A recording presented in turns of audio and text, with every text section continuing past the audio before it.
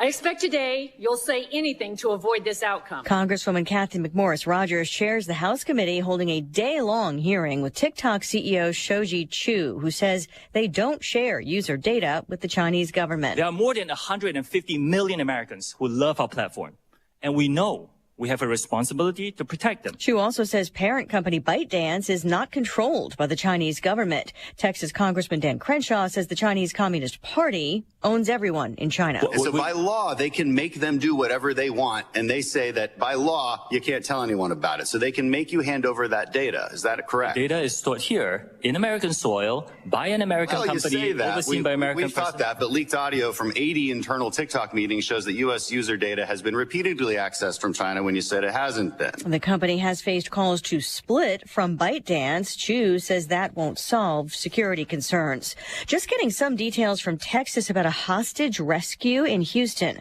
Prosecutors now say the crisis began days ago when 3 migrants were kidnapped from one vehicle and forced into another vehicle. The original driver notifying sheriff's officials who later contacted the FBI. All 3 migrants were rescued early today during a shooting involving FBI agents that left one person dead.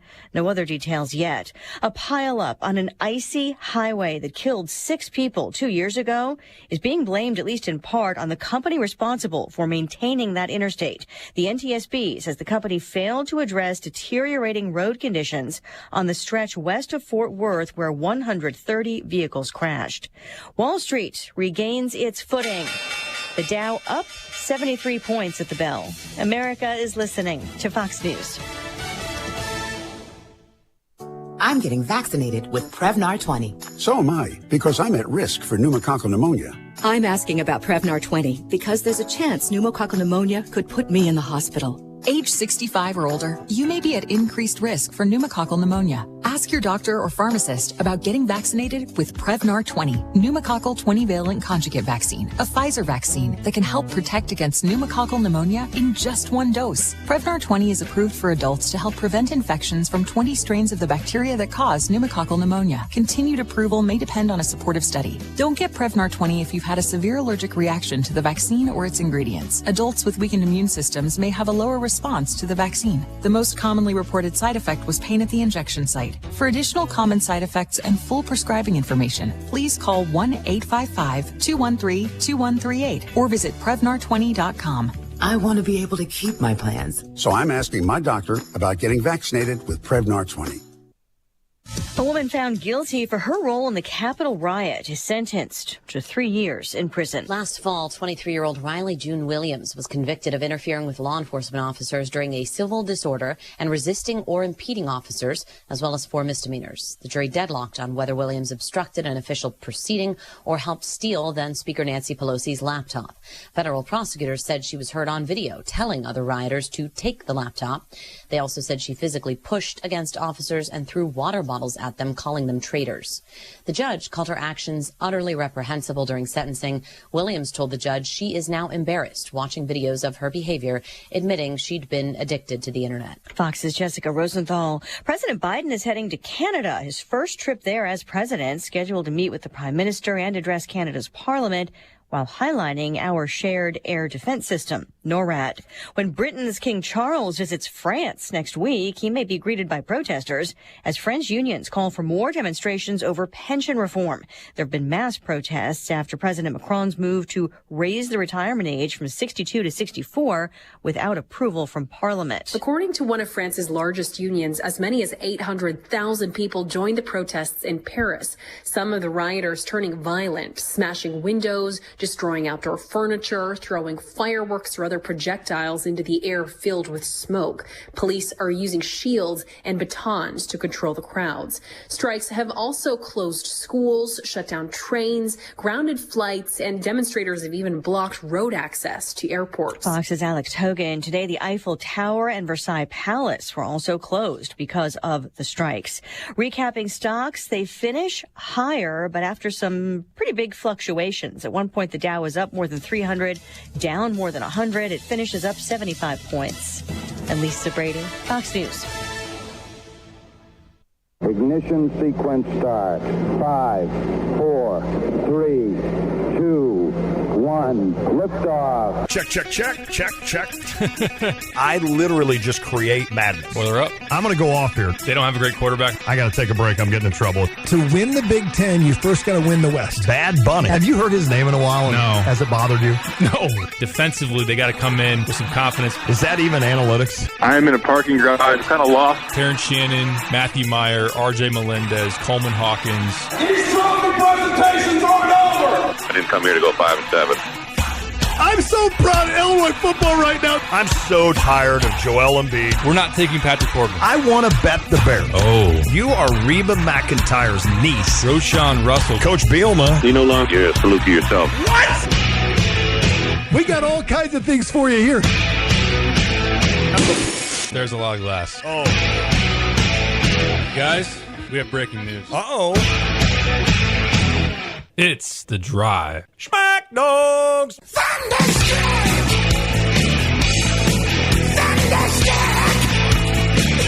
Yeah, Thunderstruck!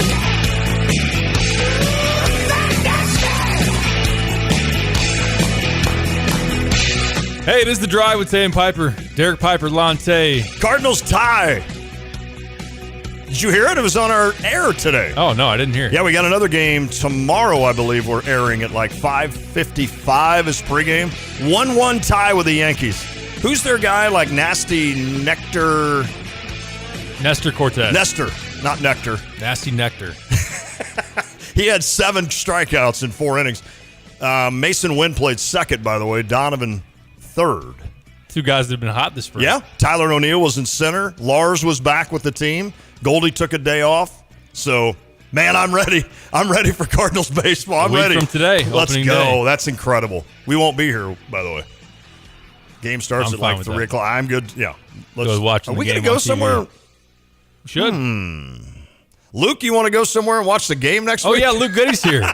Yeah, hey, I'm down. I'm a big Cardinals fan, too. So That's right. You said that. Yep.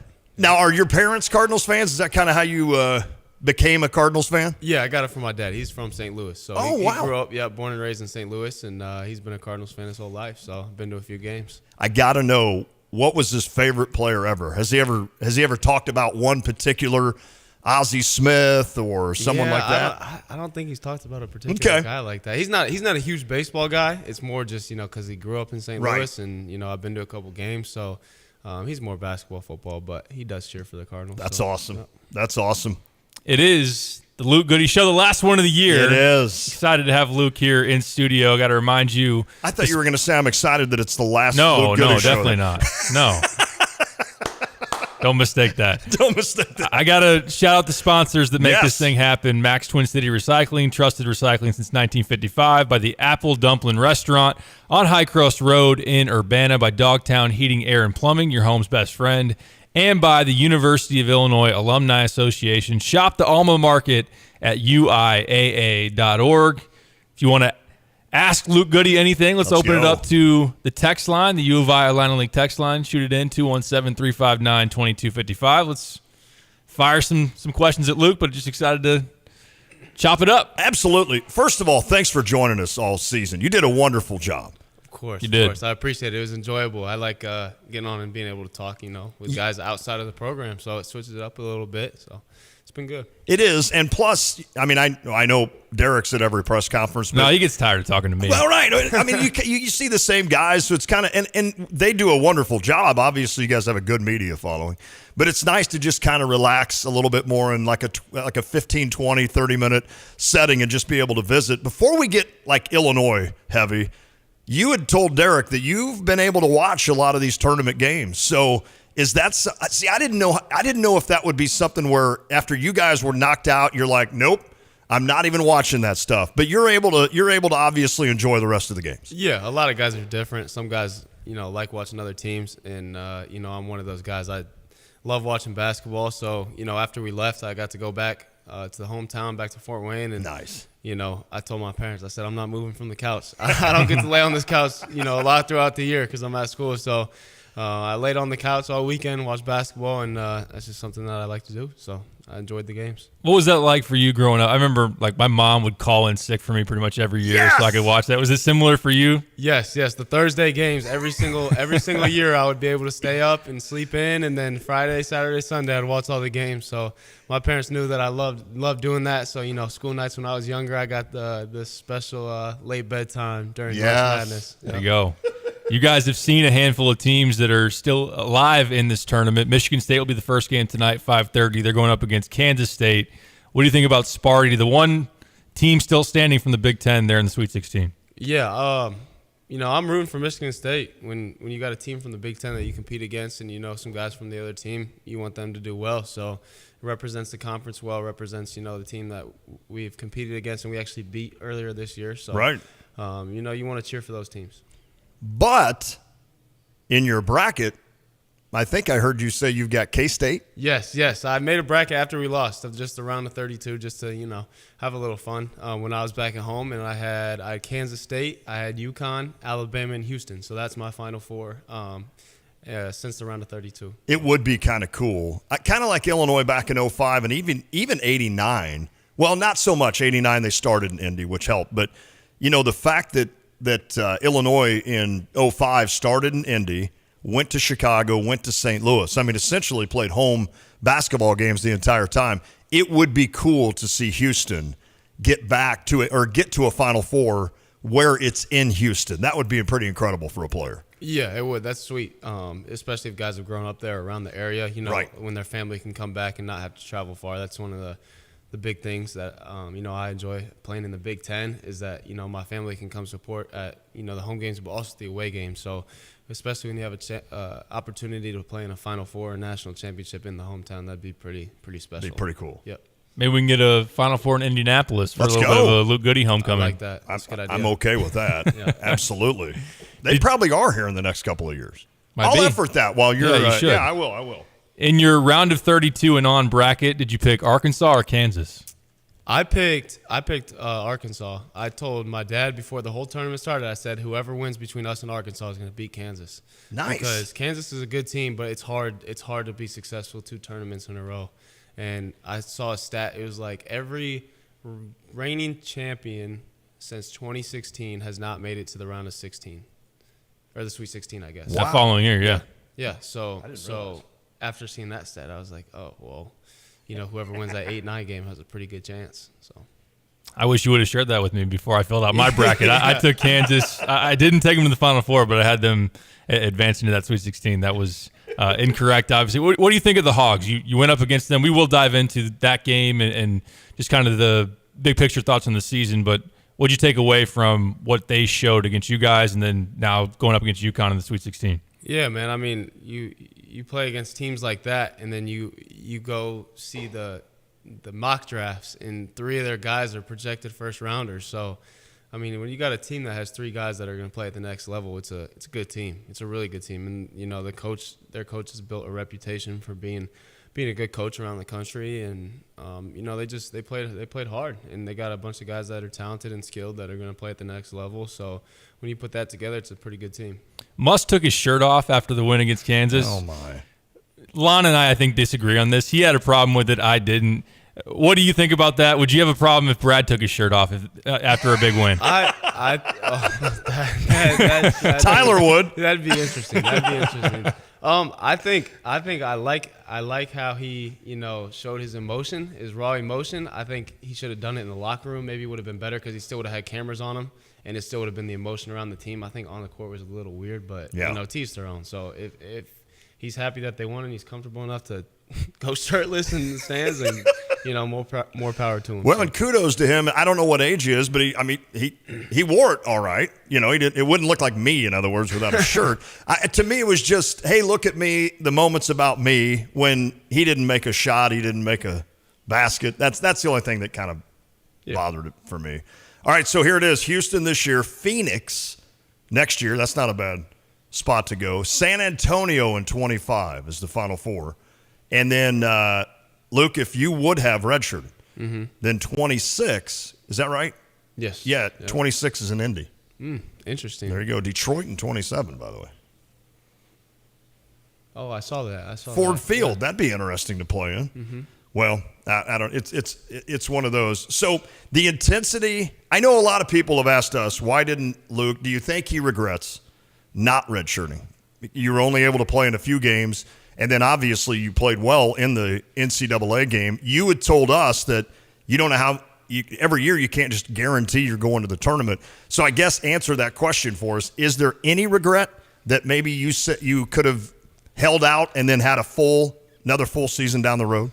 There's not. Honestly, I knew when I came back I would get the opportunity to play. The whole process came a little bit slower than I thought. You know, coming back in February, the first 4 or 5 games, there's a process to it, and everybody watched the end of the season knew that I kind of came into my own, was getting more minutes. I averaged, I think, 20 minutes a game towards the last 5 games of the year. So I gained that stride, and that's not only, big for the team and the program, but for my own confidence going into next year. And I don't regret it at all. I think it was 100% the right decision. Big picture, I still played a third of the season. So when you think it's a long season, when you think about a third of a season, that's, a month and a half that I was able to play and compete at the highest level. And then, like you said, you can't take stuff for granted. So anytime you have an opportunity to play in the big dance, you have to take it. And, anything can happen. Like I said, we could have easily beat Arkansas and won. I mean, we just didn't play good that day, and that's just the nature of the beast. So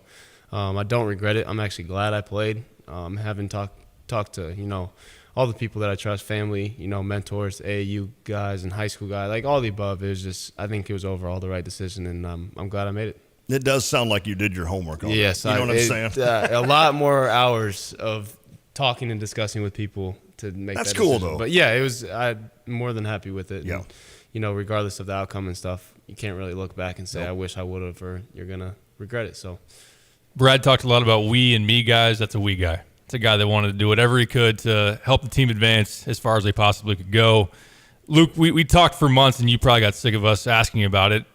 What the build-up would be like once you got cleared. As you went through it, was it similar to what you kind of expected? And when did you feel like you were really in a groove? I know the last 3 games you really produced really well, Purdue, Penn State, and then Arkansas. Yeah, I really started feeling like I was getting in a groove, kind of the Michigan game. Maybe the game before that, one of those games I played over 20 minutes, and my body felt great. And, as I gained more confidence, I think I finished the season 7-9 from 3 or something like that. Or so when you see shots go down and gain that confidence after getting more time, being able to guard these guys, that's kind of when it starts to click. The first few games, when I was getting 10, 15 minutes, spot minutes, it was tough to get in a rhythm. And that's, it's hard to score, hard to get involved in the game. So, once I was able to play more minutes and contribute more on the defensive end, which is, one of the biggest, hardest things to do when you come back from that is, all the stuff that builds up to that, to be able to come back and play. Was it different for you lacing it up in the tournament for the second time? Not that the first time was bad, because you had a really good game against Houston, but the experience when you went through it again, was there a different level of comfort because you knew what to expect? Yeah, it was. I was telling the media before the game, my freshman year, it was nervous. Like, the feeling was nervous, like, this is a real deal. And then this year is more comfortability. Like, I was ready to go when Coach called my name, which, I knew he would this year. Compared to last year, you didn't know. As a freshman, and the situation of our team last year, you just never knew. So I just had to be ready. But this year, I knew I was going to play, knew I was potentially going to play big minutes. So I was able to go into that game with a different mindset, coming from a different angle, more like I have to contribute in different ways than I did freshman year. So I was ready for that. I was, very excited to play. I bet. Luke Goode is our guest here in the studio here in Philo on ESPN 93.5 The Drive with Say and Piper. Do you feel like the 9 seed represented where Illinois should be? Yeah, I did. Honestly, I think I saw our quad 1 record, and it was 2-11 or something like that. Some of our good wins, Wisconsin on the road ended up not being the greatest win just from the end of their season. We lost some tough games. Iowa at Iowa. I mean, that's a game that could go either way. A couple possessions, that would have been quad 1, I'm pretty sure. IU, that's probably one of the biggest ones. Purdue, we had. It was a 1-point game with 2 minutes left or a minute left. you know, there were so many games that we just barely lost. And, you know, I think you can attribute that to a lot of things, maybe the youth of our team, inexperience, you know, down the stretch and situations and stuff like that. But I think the 9 seed was perfect. I wouldn't be surprised if we even got a 10, just being 2-11. You know, Right. I think we were skilled, we probably had the best non-conference wins in the country. I think that's why we were on the 9 seed and not even on the bubble, honestly. That's a good point. So I think those wins really helped us out. You know, and I think we were too talented to get, you know, an 11 seed, and we just didn't have enough wins to get 7, 6, 5, stuff like that. I think if we would have gone farther in the Big Ten tournament, made it to the championship, potentially won the championship, you could have seen the 5-6 line. Yeah. But I think 9 was more than fair. You could tell you're a professional because the next thing I was going to ask was about UCLA and Texas. Is it just basketball? Like, how do you explain? Because that's been a storyline all season. Well, these guys beat Texas and UCLA, and I know towards the end of the season we were like, I know people are tired of hearing that, but it happened. And like you just said, there's merit to it because there's no doubt those two wins were huge for you when it came to the NCAA tournament in terms of not being a bubble team. But how do you explain beating like two teams that are still alive in this tournament, could a lot of people projecting could go to the Final Four, and yet then still not kind of quite living up to that you did against those two teams? Yeah, well, I didn't play in those games, so this is That's kind true. of a different perspective than if I would play in those games. But from an outside perspective, you know, just being around the team, it's like, you know, teams change a lot throughout the season. And UCLA, they might not have been their best when we played them, you know. That might have been our best basketball, and we might not have known it. And that was just like, you know, the situation of a season. Same with Texas, you know. They've really come in to themselves as a good team, both teams, and they're still going far in the tournament. So, you know, we might have gotten them on a bad weekend. Shots, you know, might have fallen. You know, Matt against Texas basically helped us win that game. Like, he basically won the game. And Shannon against UCLA. Yeah, exactly. Yeah. And those are the same guys that struggled in some of our losses. So, you know, guys that you know, produce these big numbers and stuff like that against big teams. You know, Sincere against UCLA coming in and completely changing the game. And then, you know, some games he struggles. That's just the course of a season. And, you know, anybody that plays, you know, from the outside, you can see, okay, they won 2 big games, then couldn't win the rest of the year, but it's not like we're not trying to win. You know what I'm saying? Like we're trying to. It's just basketball sometimes, and you know, sometimes the team is better than us. Sometimes we made mistakes, and that's, you know, like I said earlier, the youth of the team against, you know, some of the Big Ten teams that we should have beaten, I think might have gotten us. But you know, I think when we look back on it, it was a great year. So yeah, I agree. Yeah. I was going to ask you, now that you've had some time to reflect, what does stick out about this year? Yeah, I think people overshadow the fact that we had 20 wins as one of 25 programs in the country that brought back less than 25% of our production from last year. If you really think about that, that's crazy. I mean, we played Virginia earlier this year. They had 4 or 5 fifth-year seniors. Yes. I mean, UCLA, Jaquez, and their point guard.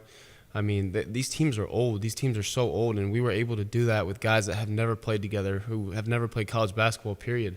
I mean, like last year, me and RJ and Pods had to go through the process of being a freshman in college, and if we made a mistake, you know, you could just take us out, and we wouldn't have to go back in the game because we had so many older guys. And this year, it's like the freshmen were thrown into the fire. I think people get so caught up in, you know, the standard for Illinois basketball to win a national championship and go super far in the tournament, which is it's 100% our goal and 100% like our culture to get there. But, you know, when we don't make it, I think people think it's the end of the world. But in reality, we won 20 games as a high major school with one of the best non-conference records in the country, or non-conference schedules in the country. So, you know, when you really do step back and look at it from a different point of view, I mean, we had a hell of a year. So 21 wins. Chemistry was a big talking point throughout the year. And obviously when you bring in so many new guys and play together for the first time, there's going to be some navigating of that.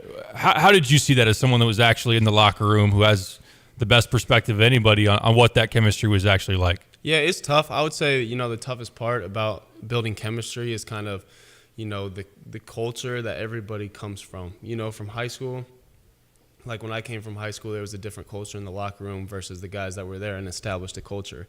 And so you got guys coming from other programs who are coached differently and taught differently, and you got guys from high school that still don't know how to play college basketball, and then they come in with all different ideas, and it's hard to bring that to one central idea. And I don't know if we didn't get to that central idea or what the true issue was. You know, everybody liked each other. There was no internal issues. You know, I'd seen rumors that, you know, people fought and stuff like that. That's just just people talking. But I mean, the guys all loved each other. It was a great team. All the guys, like, nobody had an issue with anybody. You know, practices were good. You know, there was never any personal issues. But you know, sometimes it just doesn't click on the court, and that's just, you know, the nature of the beast with the transfer portal and, you know, the new team that we had this year. So. All right. So no 3-round.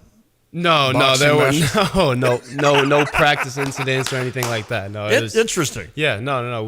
It's amazing the stuff that gets out. Yeah, it's wild, and people just say stuff. So yeah. Well, he's going to Louisville, I guess, so we can talk about it. But Sky, with him leaving, what? I'm not going to ask you to get personal about that and what you think of that, but.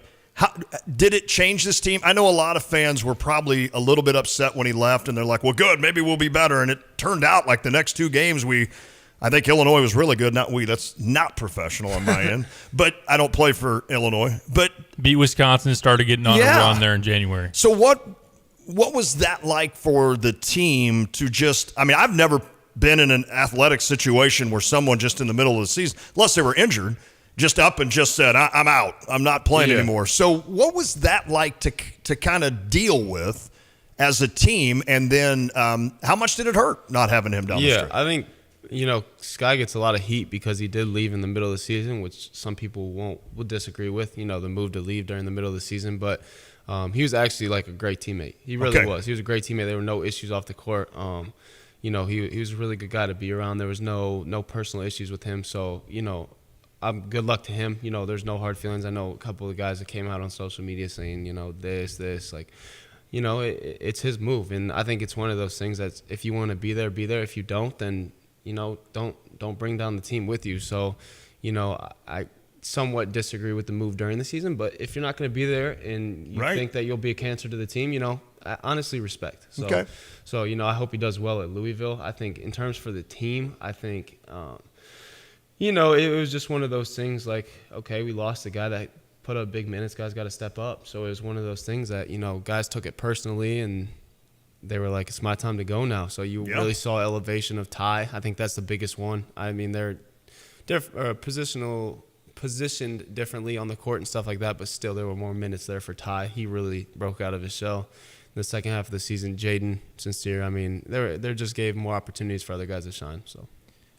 You mentioned it there, just the wild nature of the current state of college basketball. Guys leaving mid-year, after the year, the portal's blowing up, and we talked about it, you know, before the show, just how crazy that is. Maybe we can dive in. I got a couple questions. Maybe we can catch a break and then ask you, but just general thoughts. What's it like to be a player in what's this current environment of college basketball? And you're just checking on Twitter every day, and there's maybe 100 new guys in the portal. Yeah, it's wild. It's wild. Like I was saying earlier, some guys, you're just like, why? Why would he leave? Like, it's just stuff like that. Like, there's just no reasonable explanation that you can think of why this guy would leave the situation that he's in, especially people in good situations. Like, some guys just take it for granted, you know, the situations that they're in, and, you know, don't look at it as a whole and realize that, you know, they're lucky to be in that position. So it's just crazy how many guys, you know, just get in that portal just because, you know. So it's wild out there. Luke, if you're cool with it, sticking around one more segment. Yeah, for sure. Yeah, that's awesome. I got time. So we're gonna have Lon do some work, earn his big paycheck. I'm gonna ask him his favorite Cardinals player. That came in on the U of I Atlantic Lake text line. They want to know Luke's favorite Cardinals player, so we'll ask him that. We'll have him break down this year's team. I'm ready if he wants. I'm ready to earn my cash. All right, here goes. Here we go. The other hour. 58 minutes and 30 seconds don't mean anything. This is where I earn my cash, and it's all about Busey. Hey, congrats to Busey, recognized among America's best banks for 2023, and that's by Forbes. That means something. This is the second consecutive year the organization has been recognized on this prestigious list, ranked 26th overall of all the banks. They were once again one of the top-ranked banks headquartered in Illinois, and in addition to being America's best banks, Busey was also honored for best place to work in Illinois and in Florida as the best companies to work for. That means something. Happy Environment means they're going to do their job for you. Whatever your financial needs, business and beyond, Busey promises the resources to help you succeed. Stop into one of their many convenient locations. Call 1-800-67-BUSEY or visit Busey.com to to learn more. As we all know, Busey, member, FDIC. I remember. We come back, more with Luke Goody. If you want to weigh in, 217-359-2255. Is Luke coming back? That's what everybody wants to know. We'll ask him next. That's a tease. It is The Drive. Illini fans, mark your calendars for the return of Game Day Spirit Spring Stadium Sale on Saturday, April 1st. Come out to the Great West Hall Memorial Stadium at 9 a.m. to score awesome discounts on your favorite Illini gear. They'll have great deals on t-shirts, sweatshirts, sweatpants, shoes, and more. Follow their event page on Facebook to stay up to date with the latest product reviews. You won't want to miss the return of Game Day Spirit's Winter Stadium Sale, Saturday, April 1st, starting at 9 a.m. Game Day Spirit, where Illini fans shop. Hi, this is Steve from Good Vibes. And this is Luke Goody from men's basketball. Luke, it's great to have you back on the floor. We hope to see a lot of you in March. I was pretty sure we get postseason games this year. I didn't want to miss out. Most of us will be glued to the TVs for the tournament. I don't want to watch it on TV. Right, you want to have TV watching you and Terrence, Matt, and the whole crew. I watched plenty of footage of our games, win or lose, plus whoever's next. Too bad you can't watch those on a Sony OLED. I know, right? I saw how great those look in your store, and they're so thin. The Sony OLEDs have the best picture, the best sound, the easiest operation. We love them. I saw your repair bench. Can your team really work on those if they need it? Good Vibes has been a Sony service center forever. You can fix them, install them, and explain why you want this one versus that one. We know Sony like Coach knows X's and O's. I believe they're good, but aren't they expensive? Short answer, no. Come into Good Vibes in March. You can get a 55-inch Sony OLED for $12.99 and deals on sizes up to 83-inch. Well, that sounds good. Game films probably would look better. Speaking of that, I got to practice and, watch some more of that film. Better you than me, Luke. Think you have to settle for mediocre car insurance to save money? Think again. It's possible to get superior coverage and still save money with Erie Insurance. Customers who switched to Erie saved up to $951. It pays to compare. Switch and save with Erie. Your Erie agent in Champaign is Thomas & Ellers Insurance. Annual savings based on new customers surveyed in March 2022 who reported savings when switching auto insurance. Individual premiums and savings will vary. If you're looking for a pre-owned car, truck, or van, look no further than Sarah Champagne. You know them for their 5 incredible vehicle brands, the BMW, Honda, Subaru, Buick, and GMC. But did you know they also have over 100 used cars, trucks, and vans in stock right now? And at Sarah Champagne, they will take care of you. You can trust them. And prices begin at under $2,000. Stop by Sarah Champagne. They're Burwash and Savoy, or go online, sarahchampagne.com. That's Sarah, S-E-R-R-A, champagne.com. John, the price of groceries is enough to send somebody into a panic mode these days. Yeah, especially when the refrigerator goes kaput. Even more so. We got a call from a customer who had that problem with a freezer load of those expensive groceries. And that'll keep you awake at night just thinking about it. Right. So, because Dick Van Dyke stocks the 100 most used parts, we were able to send a factory-trained tech out to her place to fix the problem before she lost any of that food. And he wasn't some subcontractor either. Trained right here locally by the team of Dick Van Dyke. You know, one way to fight inflation? Yep. Keep from having to buy expensive stuff twice. This is Dennis Regan, chairman of Dick Van Dyke Appliance World. When you buy from us, you get the whole store, which means you have the comfort of knowing that if anything goes wrong, we'll make it right. Wow! Dick Van Dyke Appliance World. We stand behind what we sell. We offer so much more. Dick Van Dyke Appliance World. When you buy from us, you get the whole store. Hey, Illini fans, it's Georgia B. Catch my boys Lante and Derek Piper weekdays from 4 to 6 on The Drive. Boom, boom, brr.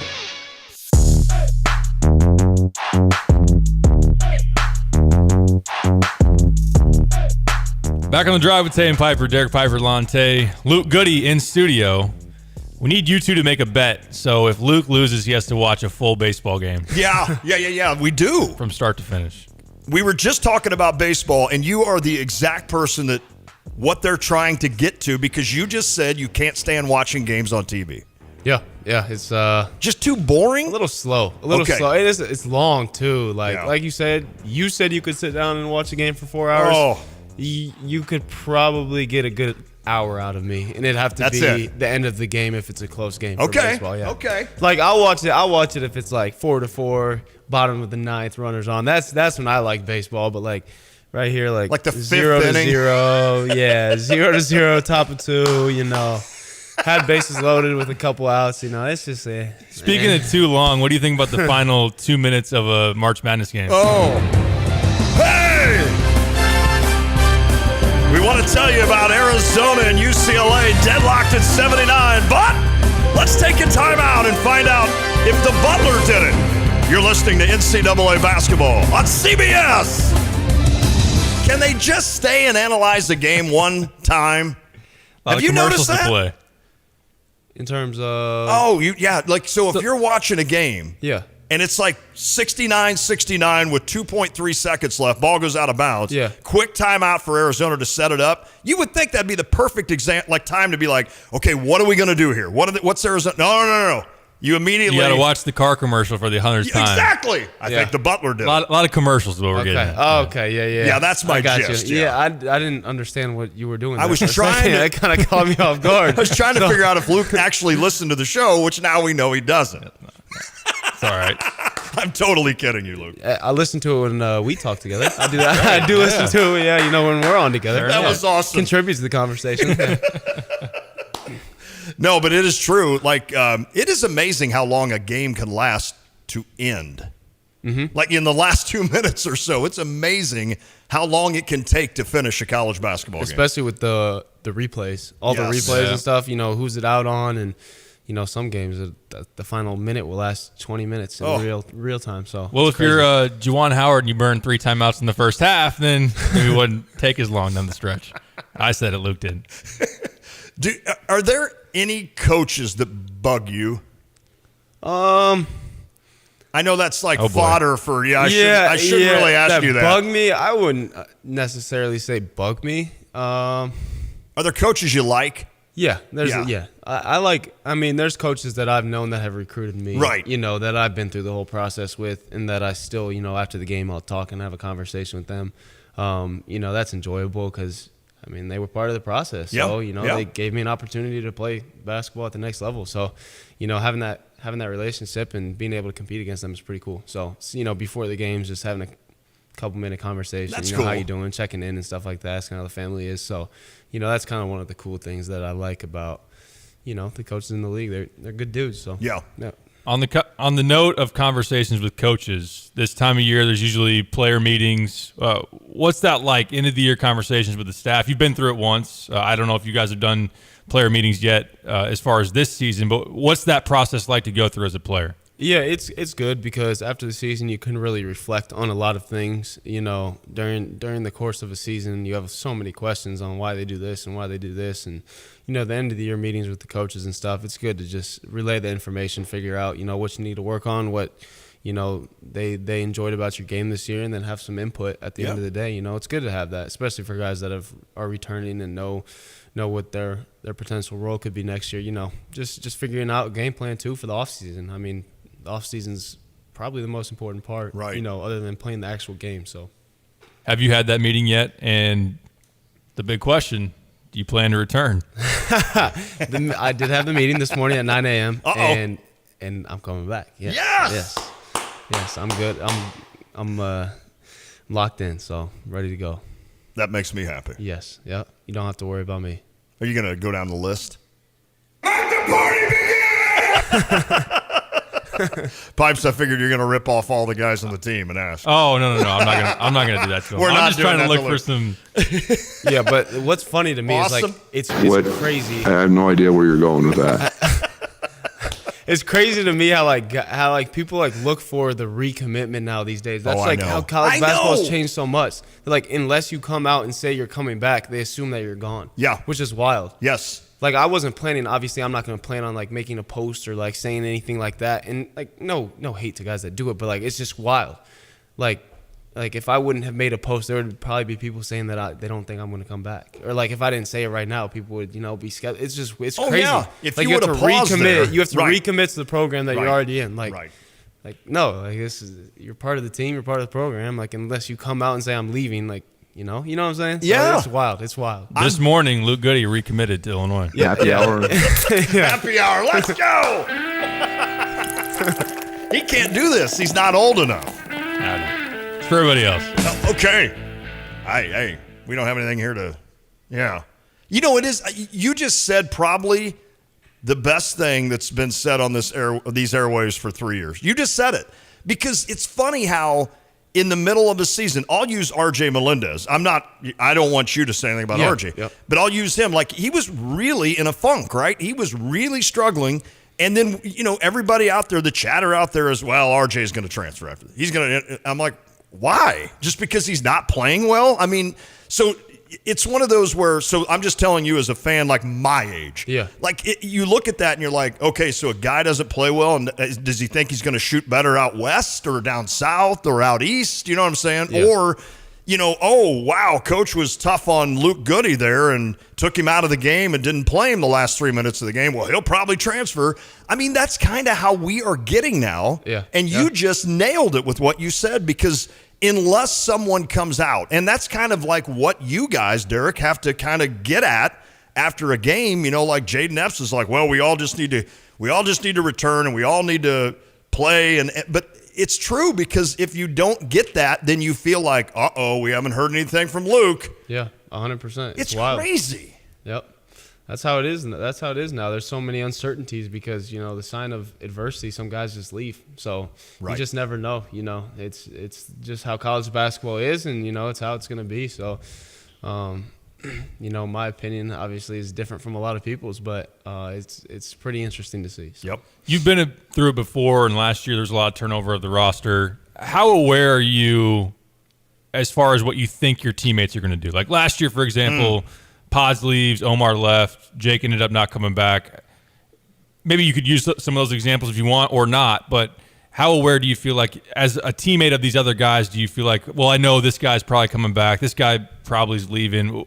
What is that like to be a teammate of those guys through this process? Yeah, you can get kind of a sense when guys are unhappy and they're going to leave, but it's one of those things you just don't ask about. I personally don't ask about it. I think it's 100% a personal decision. It's not my business. You know, if they're here, then I'm going to be a damn good teammate and, try and bring them in as much as possible and, trying to have them help us win. And, if they don't want to be here, then they don't want to be here. So that's the way that I approach it.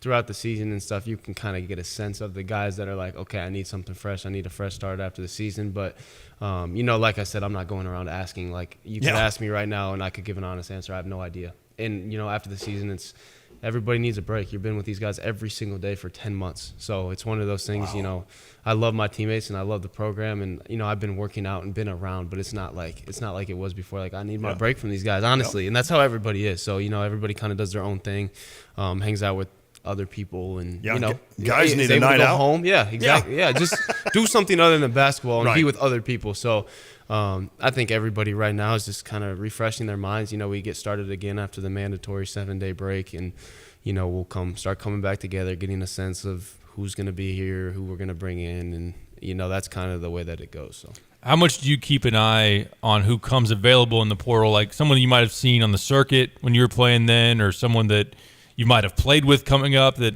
you just kind of have, oh, well, this guy could be an interesting piece, or I know this guy. Like, as a player, I'm sure you let the coaches handle who they want to go after, but is there any of that as you sit back and watch who comes available? Yeah, well, I'm very caught up with all basketball, all things college basketball, so I look at all the portal stuff, and now that I've played college basketball for 2 years at a high level, I've played against so many people, so it's funny, like some of these, like the bye games that we have every year, see some of these names, you're like, they're leaving, like dang, and these guys that from other schools and personally know that I grew up playing with, you're like, dang, he's transferring again, or where's he going now? So it's cool, it's interesting, and then some other people, you're just like, wow, that's crazy. Like, why? Right. So, yeah. Is it, to bring you back to where you said 10 months, and I don't want to look good to be called soft here, but is it too much? Are you guys, it's like a full-time job for a year, right? Yeah. Does it have to be? It's not too much at all. Okay. At all. I think what they ask is what we get in return is more than enough for what they ask of us, if that makes sense. So, the people that don't like NIL, like, that'd be like saying, okay, you go do your job and don't get paid for it. Mm-hmm. Honestly. Go work and be in a gym for 8 hours and don't get paid for it.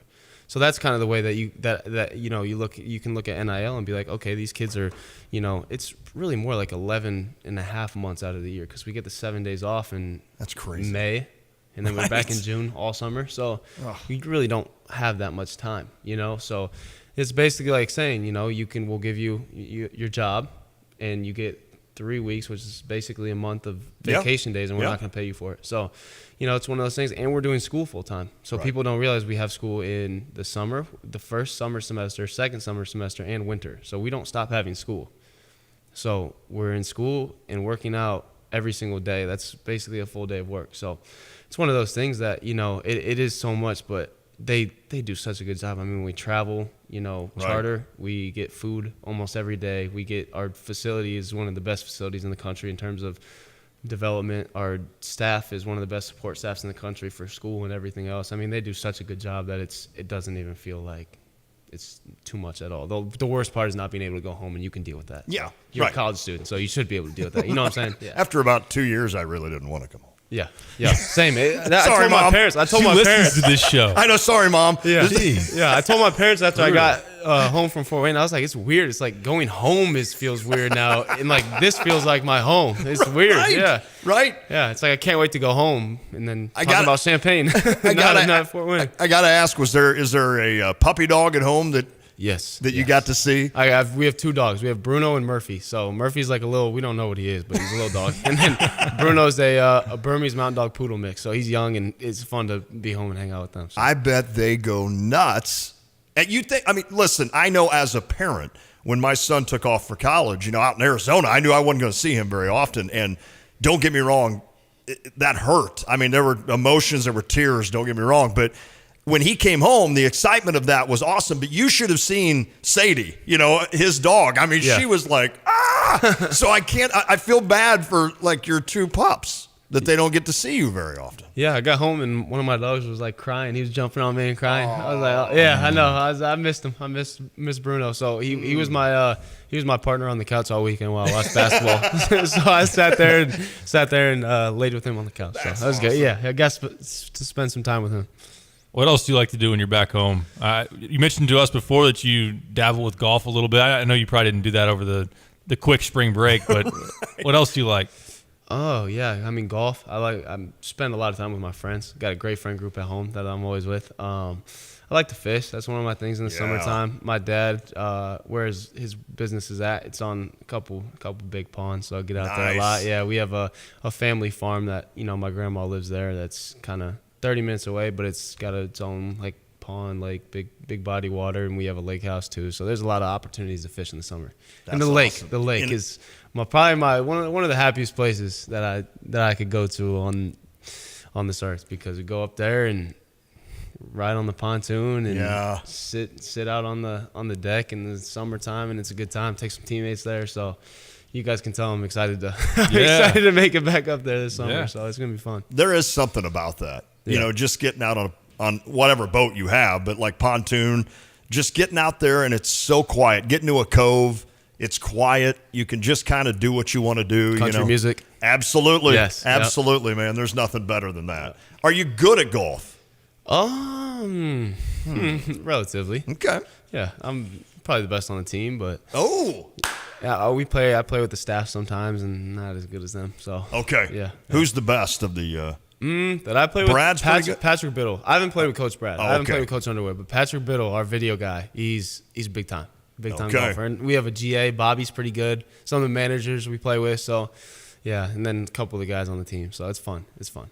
Those managers, do we have any idea how much work they do? No, it's insane. It's insane. I mean, their work probably gets overshadowed the most in terms of, not enough credit, but they're in there before us, after us. We would get home from away games on the road, and they'd be up until 2-3 in the morning coding and doing all the stuff like that. So, got to give a lot of credit to them. Obviously, they choose to do it, so it's not like they're forced to do it, but they do a great job, and they're all cool, and become really good friends with a bunch of them. So it's been enjoyable to be around them. That's awesome. Yep. So for the spring, is it pretty much right now, everybody on their own, do what you want, and then at some point spring workouts probably kick up and you get into that? What's that like as far as pushing forward to the rest of the semester? Yeah, we basically, we're really focused on school right now. We've been, like I said, we missed the last 2 weeks of school, missed every day of class. So it's hard to come back from that and get your work right.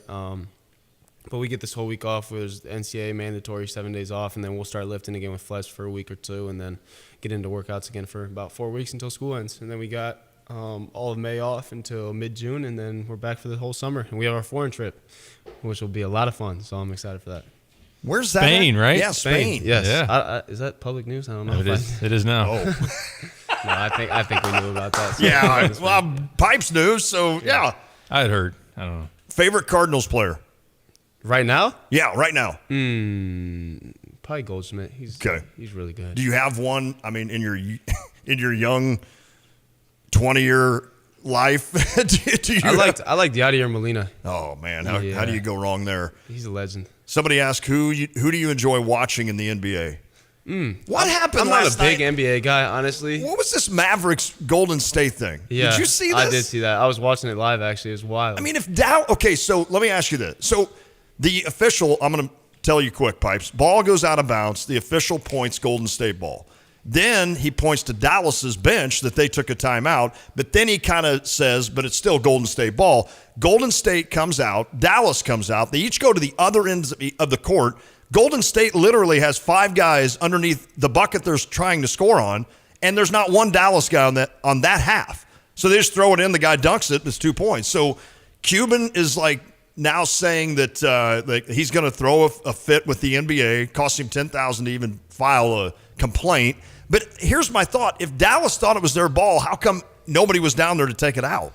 I don't know. I have no idea. All right, so I just wasted 2 minutes of Luke Goody about something that bugged me. So go ahead. I'm sorry, NBA. Yeah, so I mean, I'm not a huge NBA fan. It's not as passionate as college basketball, which is the biggest difference.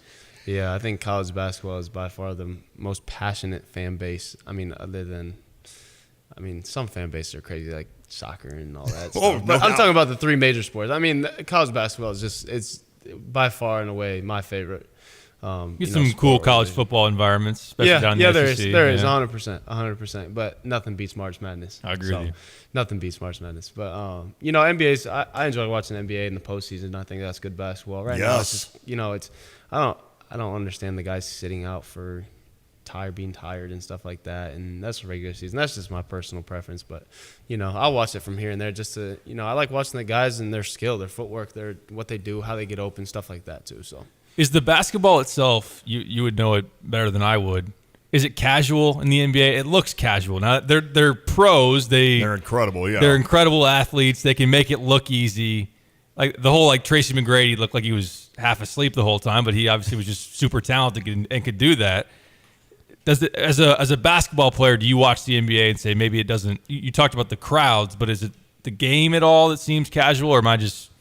Yeah, I think it's casual because they're so dang good. Honestly, yeah. I mean they make it look casual. So you got guys. I mean, I watched Luka last night, and some of the stuff he was doing was just it's like you can't do that. Like nobody else could do that. So.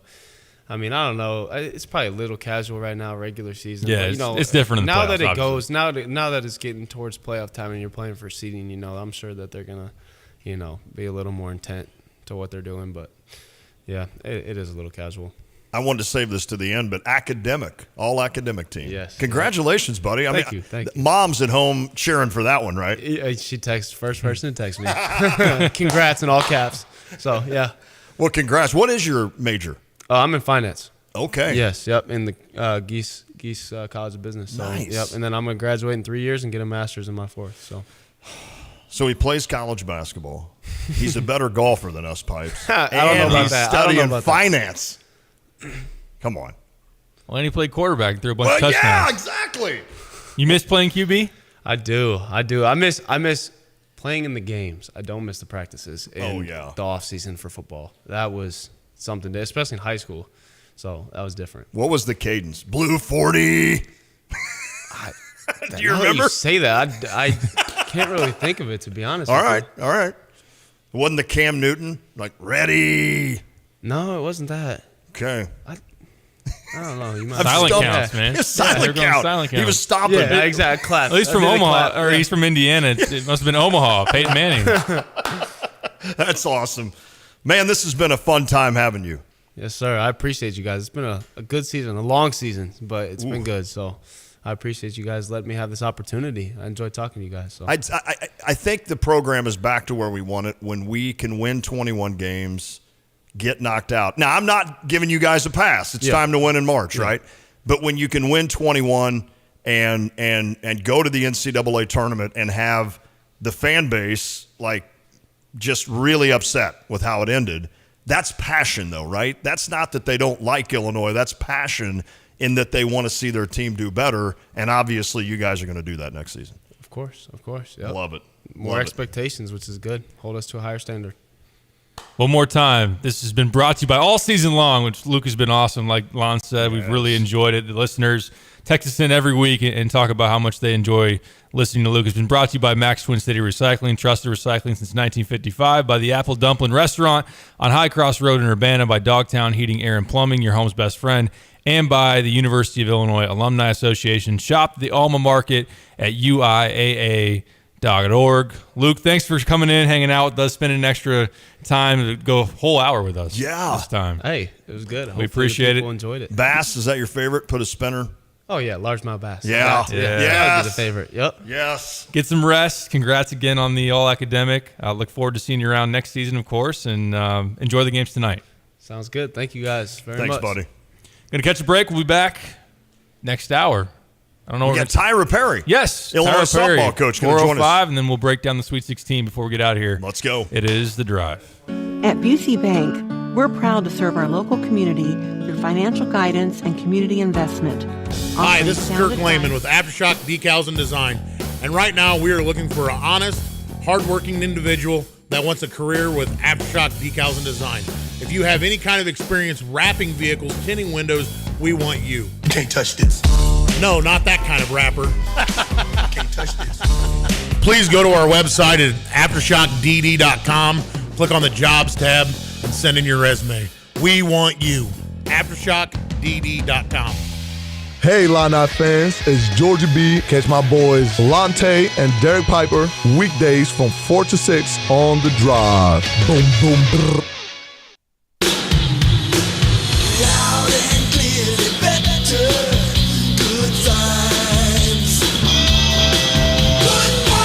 Hi, this is Steve from Good Vibes. And this is Luke Goody from your men's basketball team. Luke, it's great to have you back on the floor. We hope to see a lot of you in March. I was pretty sure we'd get postseason games this year. That's why I hung in there. Well, I guess you watch hours of basketball, but what about other sports? I watch football and baseball, even golf if it's good. You know, DirecTV's #1 in sports programming. I know they have great sports, but I can't put a dish up at my place. You have internet, right? Yeah. DirecTV streaming gets you more sports than cable for a better price with no contract. Wait, what? DirecTV's not a satellite? DirecTV has satellite, but streaming's the thing. It works in apartments and condos wherever there's Wi-Fi. I can get BTN and the Cardinals? DirecTV had BTN first, and the networks that carry Cubs and Cards are included in the Choice Plus package. Plans start at $74.99 a month. Let me guess, I can get DirecTV streaming from Good Vibes. Nothing gets by you, huh, Luke? Illini pizza fans, great things come from Jets Pizza. Detroit-style pizza is one of them. Freshly made dough pressed into steel pans inspired by the Motor City. Topped with premium mozzarella, Mama Jet's secret sauce, fresh toppings, then baked to the thickest, crispiest, cheesy crunch. Want Detroit-style proof? Order Jet's famous 8-corner pizza. It's 8 pieces of crispy, crunchy, and cheesy to the edge pizza. Right now, get $5 off an 8-corner pizza at regular menu price. Online code 8SAVE. Jets Pizza. Better because it has to be. Invested in our community since 1908. Hi, this is Todd Durakan with First Federal Savings Bank of Champaign-Urbana. Maybe you've attended an event at one of the more than 50 organizations First Federal supported last year. We help make our community a better place, and we invite you to visit us and discover better banking for yourself. Experience the exceptional, friendly service from our knowledgeable staff. Speak with real people, not a recording during business hours. We're never too busy for you. Hey, if you're not already banking with us, give us a try. We think you'll love it here. 356bank.com. Member FDIC. Equal housing lender. NMLS 435120. Carl works every day to improve the health of community members across the region, and it would not be possible without team members like Dwayne Linton, a nationally certified nurse in the emergency department at Carl Foundation Hospital. I work with a team of people who really care about what they do and are very flexible and adaptive in rapidly changing critical situations, and I would trust any of them at any time. If you're looking for an opportunity to serve your community like Dwayne in a supportive environment, visit carl.org/careers. This is XYZ Insurance. How can I help? I have a question about my home policy. Okay, question about phone policy. Home policy. Okay, gnome policy. HOME, home. Technology is great, but sometimes it's better to talk with a real person. With Erie Insurance, you have a caring, independent agent who's with you from beginning to end. We don't have any HOMEs on record. Your Erie agent in Champaign is Thomas & Ellers Insurance. Go to erieinsurance.com for company licensure and product details. You're listening to WSJK ESPN 93.5 Tuscola, Champaign-Urbana, your home for the St. Louis Cardinals.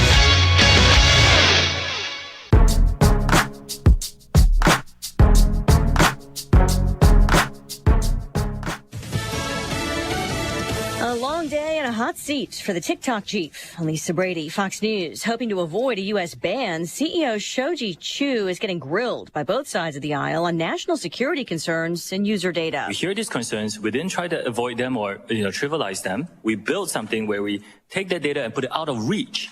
This is what we did. Chew says they have a firewall to prevent unwanted foreign access. He also denies spying on Americans. The long-term goal of the Chinese Communist Party is the demise of the American power, and that starts with our youth. Texas Congressman Dan Crenshaw not buying Chew's assurances that Chinese parent company ByteDance is not under government control. At any moment, they could demand that all of TikTok's data be used to design an AI algorithm with the sole purpose of promoting Chinese interests and destroying our society from within.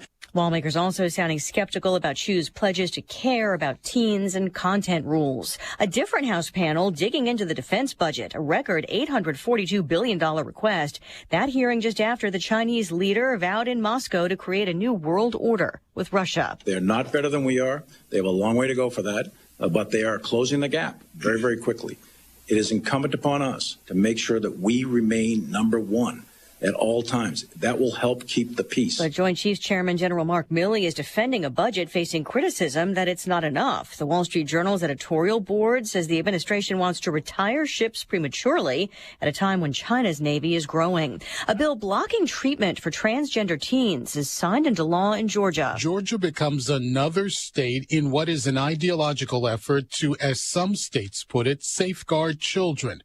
A stipulation that makes this Georgia law a bit less restrictive is that when the law is enacted, children already on puberty blockers will be allowed to continue using them. Fox's Gernal Scott, a lawsuit is planned. America is listening to Fox News. If you have certain chronic conditions such as heart disease, asthma, diabetes, and you're 19 years of age or older, 52, 36, 42, you may be at increased risk for pneumococcal pneumonia. Ask your doctor or pharmacist about getting vaccinated with Prevnar 20, pneumococcal 20-valent conjugate vaccine, a Pfizer vaccine that can help protect against pneumococcal pneumonia in just one dose. Prevnar 20 is approved for adults to help prevent infections from 20 strains of the bacteria that cause pneumococcal pneumonia. Continued approval may depend on a supportive study. Don't get Prevnar 20 if you've had a severe allergic reaction to the vaccine or its ingredients. Adults with weakened immune systems may have a lower response to the vaccine. The most commonly reported side effect was pain at the injection site. For additional common side effects and full prescribing information, please call 1-855-213-2138 or visit Prevnar20.com. I'm going to ask my doctor about getting vaccinated with Prevnar 20.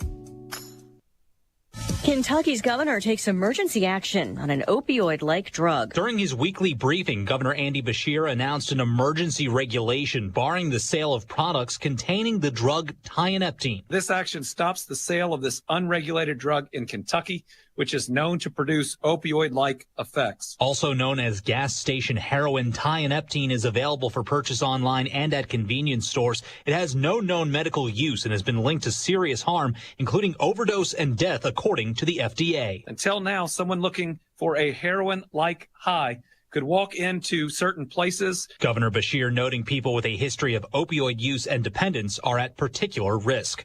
Matt Napolitano, Fox News. The CDC expands a warning about contaminated artificial tears eye drops. While more than 10 different brands of artificial tears have been recalled, most cases have been linked to EzraCare and Delsum Pharma, both manufactured by Global Pharma Healthcare in India. We spoke with one woman in Florida who says she lost her eye after using EzraCare's artificial tears. Now living with a prosthetic eye, she is suing the manufacturer for damages. Fox's Laura Ingle, the CDC says 3 people that use the eye drops have died and nearly 70 have been sickened from a rare strain of bacteria.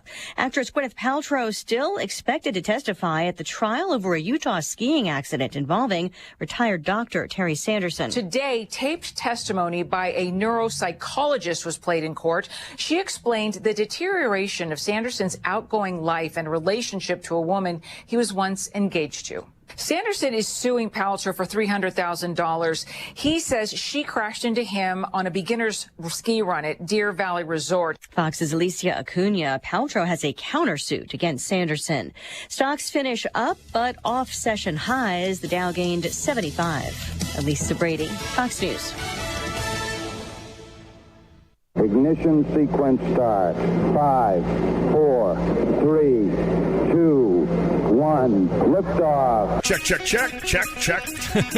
I literally just create madness. Well, they're up. I'm going to go off here. They don't have a great quarterback. I got to take a break. I'm getting in trouble. To win the Big Ten, you first got to win the West. Bad Bunny. Have you heard his name in a while? No. Has it bothered you? No. Defensively, they got to come in with some confidence. Is that even analytics? I'm in a parking garage, kind of lost. Terrence Shannon, Matthew Meyer, R.J. Melendez, Coleman Hawkins. These trophy presentations aren't over. I didn't come here to go 5-7.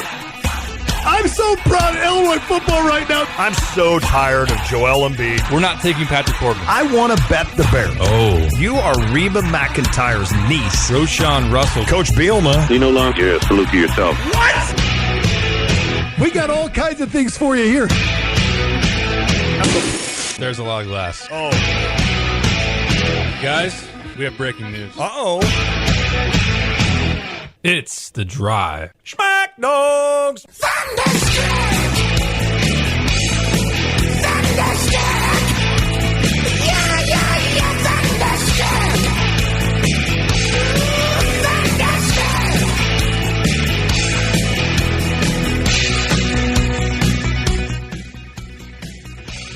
Hey, turn the mics on. Yeah, there we go. Back on The Drive with Sam Piper, Derek Piper, Lante. Kyle Toss sitting now in the spot that was left by Luke Goody. That was fun. See if he can live up to that big reputation that Luke Goody had. It was awesome to have Luke Goody in studio for an hour. Very thankful for his willingness to do that and the sponsors that made it happen. Amen. Yeah, thanks to them. Thanks to Stevie J helping us out on that. And in a fun season covering Illinois basketball with Luke Goody and having him on each week. There's another fun season because I spent a lot of years playing fast pitch softball. So it is a sport that is dear to my heart, and that is head coach Tyra Perry from the Illini softball squad. How are you, Coach?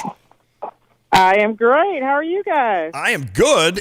What are the chances that I would even touch a pitch at the plate against one of your pitchers? 0? 0. What's less than 0? Right. Less than 0. If you tell them just to throw changeup and not the rise ball, not the drop ball, not the fastball, I can maybe get around on one.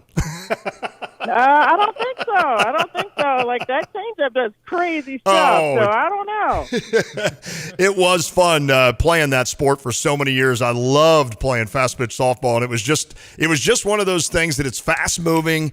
And don't get me wrong, I loved baseball as well, but I loved the fast moving pace of softball. So for your squad, what are things going? How are things going right now on the heels of starting in the Big Ten? We are excited. We're pumped and just chomping at the bit to get, things going. And a lot of teams across the country start a week earlier than us as far as conference play. We have to kind of wait it out because of the weather and being in the Midwest. So it's fun watching other teams play. So now we get to join in. Your squad, Coach, as I look through the schedule, obviously 18 wins, nothing to be shy about. It does appear on some of the games, like against Texas early and obviously really good teams, the doubleheader against Missouri, you lose both of those. Is that a little bit troubling for you? Did you feel like getting one or two of those was something you guys would be able to do? I did, if I'm being honest, yes. I thought we were, talent-wise, we are more than capable of doing so. We only graduated, two people, one of which was injured. She was, messing around with an injury most of the year, so she had, limited time. But, and Bella Loya was the other one. But this is the same girls who, won, quite a few of those games, throughout their careers. So, it's a little bit interesting to see. But on the other hand, there's been times when we've had fast starts and kind of cooled off. So, sure. Now we're going to do it the other way. We're going to heat up as we go and get hot at the right time. Tyler, what gives you that confidence? What do you feel like are the biggest strengths of your team as you guys go into Big Ten play? Well, I do think, I have a squad of veterans. We have the 3 super seniors with those fifth-year kids with COVID years. And they're great leaders and make a great impact, and they're heck of a tough ball player types. So we have Sydney Sickles and Avery Steiner. Sydney's on the mound for us, and her hands touching the ball every single time, every single play, and and that's what you would want from her. She's that type of girl. And then we have Avery Steiner, who is our leadoff batter. She gets the most at bats in the game, and you want that from her as well. And Kaylee Powell is also a highly decorated fifth year for us. She's been off to a little bit of a slow start, but she's been working really hard to get that feeling back. I wanted to ask you about Sydney Sickles. Opponent's batting average against her 178 right now, which would be 178 points higher than Lon's against her, but still, that's pretty low. What's made her so tough to hit? And you mentioned just being a veteran on the mound. How much does that give her just the confidence and command out there? She just wants the ball. Like, she wants to be there. She wants to be in those tough situations. She could throw if she could throw every single game, she would throw every single game. So she is someone that the team looks up to and that the coaches trust. So every good thing that Sydney Sickles has, in her resume or in her accolades, she's earned and she deserves. They always say a blind squirrel. I've never seen a blind squirrel. So that just tells you I'm not hitting Sickles at all. Coach, break down the Big Ten a little bit. I know Illinois is a team that obviously can do some damage in this Big Ten conference. You guys start against Rutgers this weekend here at home, which will be awesome. Hopefully it'll get a little bit warmer. Hopefully it'll stop raining. And then, of course, a trip to Wisconsin. You go to Michigan, and then you got Ohio State back home just to look at the first 4 series. But how would you kind of break down the Big Ten a little bit as you start? I think it's anybody's game. You have Northwestern, who, you have to give them their props. Sure. They made it all the way to the Big Dance last season, so they are well coached and have a strong history. So it wasn't a surprise. Maybe it was a surprise to others, but wasn't a surprise to us to see them in that position. So, we always want to beat them, but they're always pretty tough and put together great seasons. Rutgers has been doing a great job this year. Had a lot of non-con wins. They're well coached. They have a great coaching staff and Coach Butler. So, we're respecting everyone, fearing no one, but respecting everyone. Right. And so we've been preparing. We've been really preparing. For those guys. And it's supposed to be raining right now, and it's not. So let's just believe that the weather's going to be great. We want to fill the stands. We need our young ladies work really hard, and they've invested a lot in our program, and we need people to come out and watch us. We need that extra element of where it's really tough to play here at Eichelberger Field. It is fun to get out and watch those games. As mentioned, they're quick moving. It's awesome to watch. The spirit on the field, the emotion on the field is always something I love. Now, Coach, maybe this isn't new, so I'll be embarrassed by this, but I'm old enough that I forget things. In this schedule, you guys, you'll have Wisconsin on the road. Your next series, and then you host Northwestern on a Wednesday, then you go to Michigan, and then you go to Northwestern on a Wednesday. So that's an interesting thing. Is that new, or is that something the Big Ten has been doing? You are spot on in noticing that. It's not new to the Big Ten, but it is new to us. You know, like the Michigans and the Michigan States have been doing it for years. We have been in talks with Northwestern about doing, the same format for a while, and we finally implemented it. But this is the first year that we're going to do that. Tyra, what do you think a strong start to Big Ten play can do for your squad? I know last year you had Purdue. I think you split with them. Minnesota went on the road, one of those games on ESPN2 that you won. You got 2 out of 3 and then swept a couple of series after that. What do you think that kind of following that same type of blueprint could do for this squad? Well, the basic answer is I think it could be great. You know, it could definitely improve my theory of, kind of getting heated up at the right time. But the other thing is what I've learned with this particular squad this year is that, there are no predictions with this group. They're pretty unpredictable. So, we've been really focused on, just, hey, who do you think you can be? What do you think you can bring? When you're playing your best, what does that feel like? What does that look like? And so we've been just talking about standard of play and really hammering that in. And there are no connections, no real trends. We just want them to, get ready to play every time and then just go hard every time. And then we'll let the results take care of themselves. Apologize for this being a little bit of an off-the-wall question, but when Lon was talking about the schedule, I had to think, I wonder what it's going to look like when there's a road trip to UCLA and USC mixed in there. I know you probably haven't thought maybe a ton about that, but what do you think about that? We get asked that question all the time now, actually, and I'm not worried about it. The situation is going to actually trend in our favor. Like, it really matches up to what we already have to do when we go play Rutgers, Maryland, Penn State. We basically are just every other year we know we're going to go in that direction once.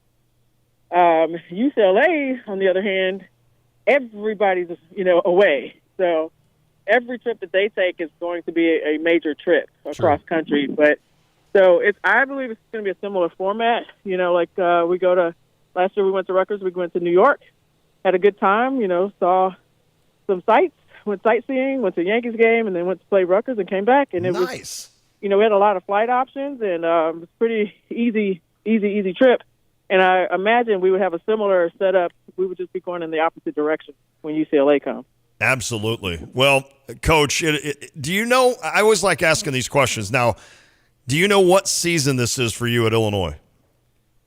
8th year, 7th season because of COVID. Oh, that's right. Okay, you nailed that, because a lot of times they're like, what do you think? Yeah. I mean, you've been here for, that's 8 seasons that you've been at Illinois and done an unbelievable job for the Fighting Illini softball squad. What's that been like? What's the progression been like through that to get to year 8? Well, it's been interesting because of COVID, and then what followed COVID when we played the conference-only schedule and the rest of the country was back to normal. So I do think the Big Ten has really fought through, like the softball coaches, we've collectively kind of stayed together and fought through those kind of setbacks. Obviously, with COVID, everyone had that setback, but when we were playing each other only, we went from sending 6 to 7 teams to the NCAA tournament, and it cut us right in half, to 3. And so I was really proud of, just the collective effort to return, once we returned to, regular play the year after, that we went, back to 6. We got 6 teams back in there.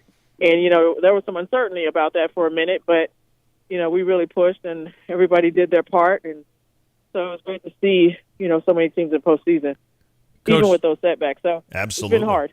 Mentioning postseason, you've been to 4 NCAA tournaments in 7 seasons, of course, hoping for a 5th and 8. Is there anything as you think back on that kind of were parallels between those that advanced to that stage and maybe those that didn't? And what I know you keep saying, getting hot at the right time, that's probably the biggest key, but is there anything else that maybe makes a tournament team versus one that's not? Oh, it's pitching. Period. It's pitching. Like when you have the arms, a couple of those years we had injuries. We had different things that, really plagued us, and I don't really, carry the flag on those because I'm like, okay, you got to figure it out and get it done anyway. But, there's a couple seasons, one of those seasons we even had a pretty good record, but, we just, our pitching kind of hit a wall. We had some internal, injury type things to deal with, with it. So it's all about pitching. If you have the arms in the circle and you can squeak some runs across, then, it's going to be a good year. Without a doubt. Well, Coach Perry, it is. I can't believe when you said 8 seasons. I ran into you at B-Dubs one time. You were in getting food. You were picking it up to go, and I was there, and I'm like, I think that's the new softball coach. And I came up and introduced myself. I cannot believe that's been 8 years. That's crazy that's been the case. Oh, but wow. It's been fun. I remember that. How did you say that? I remember that. Who's this you idiot? Picked up my tab. Yeah, well, right. Yeah, I should. Well, listen, I thought I didn't know if I could do that. Yeah, I didn't want to do anything wrong. Yeah, that's a good good excuse, Lon. Right, exactly. But no, it's been fun, and just keep up the great work. And I cannot wait to come out and watch some softball there because I always enjoy watching you guys play. So thank you so much, Coach Perry. Good luck this weekend against Rutgers, getting off to a good start. Thank you so much. I really appreciate you guys giving us this platform and celebrating women's sports. Thank you. That's awesome. Thanks, Coach. Good stuff there. That is, 8 seasons. Of course, that was a Mike Thomas hire, right? And I've said it 100 times, that the one thing he did right. Can you think of another? Not really. Okay. When Tyra came in and took over for Terry Sullivan, who had basically was the only coach Illinois had ever had. Was Thomas responsible for the State Farm renovations? You know what? Yeah, I think so. He was. I think so. Or at least was here when it happened. Started it up? Yeah. No, I shouldn't say that. Yeah, I believe he was. So, yeah, I mean, listen. 2 things that he did right. 2 things he did right. I mean, look, Mike, I always liked Mike. I tell you, as an AD, he would volunteer his time all the time to come on. Not that Josh doesn't when we ask. Every time we ask, Josh is obviously able to do that. But I'll be honest with you, fully transparent. It worried me when Mike Thomas was like, anytime you guys want to have me on, I was like, shouldn't you be like busy?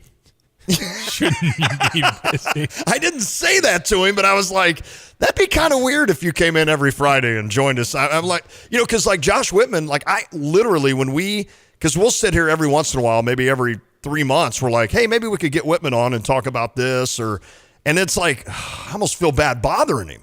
Because, he's got young kids. He's obviously doing a wonderful job at Illinois. And, listen, I'm to the point now, and Josh, don't hate me when I say this. I've said it before, but like I get tired of seeing Josh Whitman hugging our athletes and stuff because I'm like, okay, hold on, that's too much. But then I'm like, that dude's at every event. I mean, if I were an athlete at Illinois, I would love having a guy like Josh Whitman as Absolutely. My AD, as my, if you will, boss. I mean, as a guy that has your back. Not that Mike Thomas didn't, but Josh Whitman for sure has their back. And that guy obviously has thrown passion into this job that is incredible. Did you see? Lon's just not a hugging guy. I'm not. I try to give him hugs all the time. He doesn't. He's not about it. I'm just kidding. Kyle's never tried, and if he does, I'm really going to be. So Brett Moore, the SID for Illinois football. Did you see this the other day, the press release they had that that Family First ticket campaign, they have 5,300. Now, this may have changed here in the last couple of days, but only by a few. 5,300 new season tickets through the first month of this thing. So that's awesome, and that doesn't include everybody that's renewing for that. I renewed because I was hoping to win that Brett Bielema autographed football, but I haven't caught wind that I won that. So I'm just going to assume that they're holding off, maybe. Maybe they want to present it to me on the field. Maybe 7 a.m. tailgate, like Josh Whitman walks up with a football. Are you going to be the guy that is the celebrity throw a touchdown this year? Oh, that would be awesome. I don't think I'm to that. I don't think I'm to their pedigree. No. I don't You think could so. block for the celebrity touchdown I could pass. do that. I could do that. What if they did like a that or pecking just order? tackle the of- hell out of that person. That's true. Like have that You're not- same you're not- girl do it, and I just come blindside, just nail her, and she fumbles it out of bounds at the 8, and I'm like, let's go! I think that would be better. Fair enough. Of course, that means I would have to run like 5 yards. That could be I don't know if that's doable. Yeah, I could. Yeah, let me throw the ball. Let's just get an all 22. You line up 11 on 11, and yeah, the top celeb is going to be the guy or girl that throws the touchdown pass. But then the lower tiers of celebrities, Yes, like me. Kyle's playing free safety. He's as far away from the ball as possible. He's coming up there. He's got a chance to flash if he picks it off, but otherwise, we don't want to see him. I have worked myself from free safety at Kyle's age now to defensive tackle. That's a bad news. Yeah, you're the nose tackle. I'm a nose guard now. That is how bad it has gotten with Lante through all the years. But yeah, I'll line up. Who's going to block me? Palczewski's gone. Palczewski's gone. I mean, did I even say that right? Palczewski? Yeah, Palczewski. I mean, who's blocking me on that line? I'm throwing Isaiah Adams aside. I was just going to say Isaiah Adams. I'm throwing him aside. Who's the young man? Might throw Kreutz out there. Yeah, that's true. Who's the young man? Pearl? Julian Pearl? You think he's got what it takes to block me? Sorry. Yeah, I'm getting right through that. You've got the trash talk to go along with Keith Randolph and Johnny Newton. Really more Keith Randolph. Yes. Can you imagine lining up on the, like, with those two? We got the law firm and the lawn down. The law firm and lawn. That would be so funny. Who's the guy that just got moved back 20 yards and thrown on the ground? That was our celebrity. Can we make this happen? He doesn't seem to be okay. He doesn't seem to be moving right now. No, I don't want that to happen. I'll go throw a first pitch for Tyra Perry. It's a good. I'd do good that. call, yeah. I couldn't throw a softball. Like the underhand. Took me an I never entire understood summer. how to do that. Took me an entire summer. Mike Taylor from Tuscola and I used to go. I don't think I've ever been more dedicated to something in my life.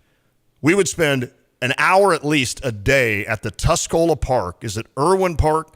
In the basketball court area, because there were fences all around, because we didn't know what we were doing at first.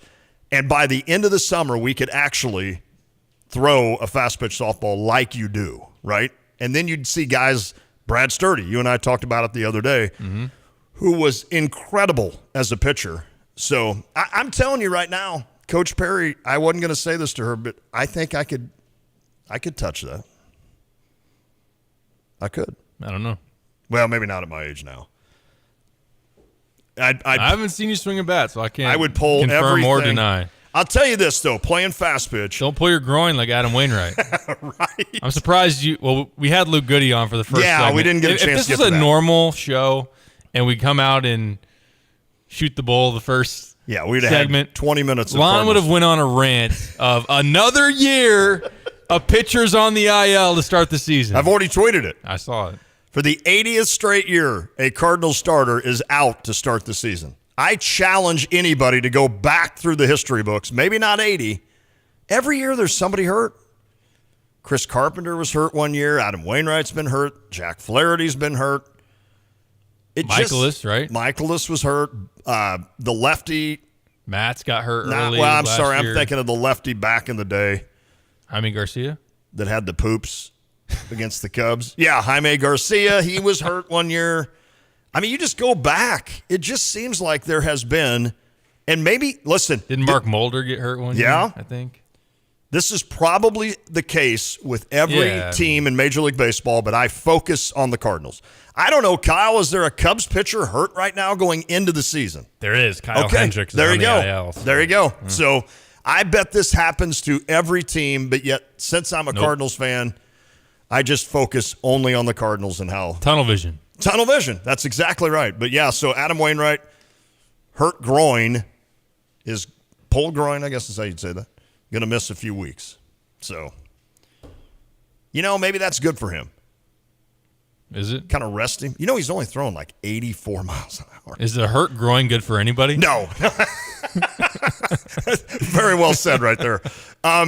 He's only upticking like 84 miles Put an that hour. on the new intro, by the way. Please. Is that how much does that worry you? I know, like, we love Adam. I mean, what is it? 4 years ago, you had him as the bullpen coach. I did. And then he resurrected his career again. And to the amazement of pretty much the majority of us, let's be honest. And then last year was so cool to watch. A guy, just an absolute warrior that took the ball every time he could start and went out and got you 7 innings after doing a national interview while he warmed up. I mean, the dude is great for baseball. He's going to be an unbelievable announcer one day if he chooses to do that. I know he's a big family man, but I think he'll end up in a booth. And if he doesn't, it's a negative for the rest of us, because I think Adam Wainwright has the humor, he has the intelligence, and he's calculating with what he says, kind of like a Tony Romo in the NFL. I think Adam Wainwright would be wonderful to listen to doing baseball games, and not just with the Cardinals. It'd be great if we could hog him, but I think he would be on a national level, kind of like Johnny Smoltz does, and I don't know why I called him Johnny. I'm not buds with John Smoltz, but it's amazing what he did. But this year he's throwing he's hitting his velocity's 84. Not good. That's it. That is, eesh. And look, Father Time, right? Undefeated, kind of like Mother Nature. But yeah, what is he? 41? Maybe I should be saying it the other way. That's amazing that 41 years old, he's hitting 84 miles an hour. I mean, but of course we know he can spin it. We know he knows how to locate. Those are the keys, right? But it would be nice to be able to beast up to about an 88, 89 and throw it by somebody. You take away more and more the margin for error. You do. You can't throw it by somebody. Now, 90's not going to throw by anybody anymore. No, that was either. funny. I just said that, and there's guys throwing 105. Right. Yeah, but you're right. Still, I think that is something that's a little concerning. You just hope the wheels don't fall off. You hope that he doesn't get hit around so much that then he is forced to call it quits, that he's able to – I'm not going to say he's going to have a Pujols-like year last year and pitch like a Cy Young the second half of the season, then he's going to ride off in the sunset. Right. But he's been able to carry, for the most part, a Cardinals rotation that has had to deal with their supposed ace, Jack Flaherty, getting hurt every year, like we mentioned, the other injuries. Yep. And he's been able to take the ball time and again and be a pretty darn good option. He really has been. When really, at this point in his career, he should be like your number 3, maybe even your number 4. Agree. And he's had to be a 1 on too many occasions. But we'll see. I am a little worried. It is frustrating anytime. And yeah, it happens all around it does. The league where it does. Pitchers get hurt through the spring training or going into the season. Unless you're the Brewers, and then all of a sudden they finally listened to me and started getting hurt last year. Last year, yeah. Freddie Peralta, Brandon Woodruff. Is it Woodard? No, Woodford. You always, dang it. You always mix those up. Who's Woodard? They're from Tuscola.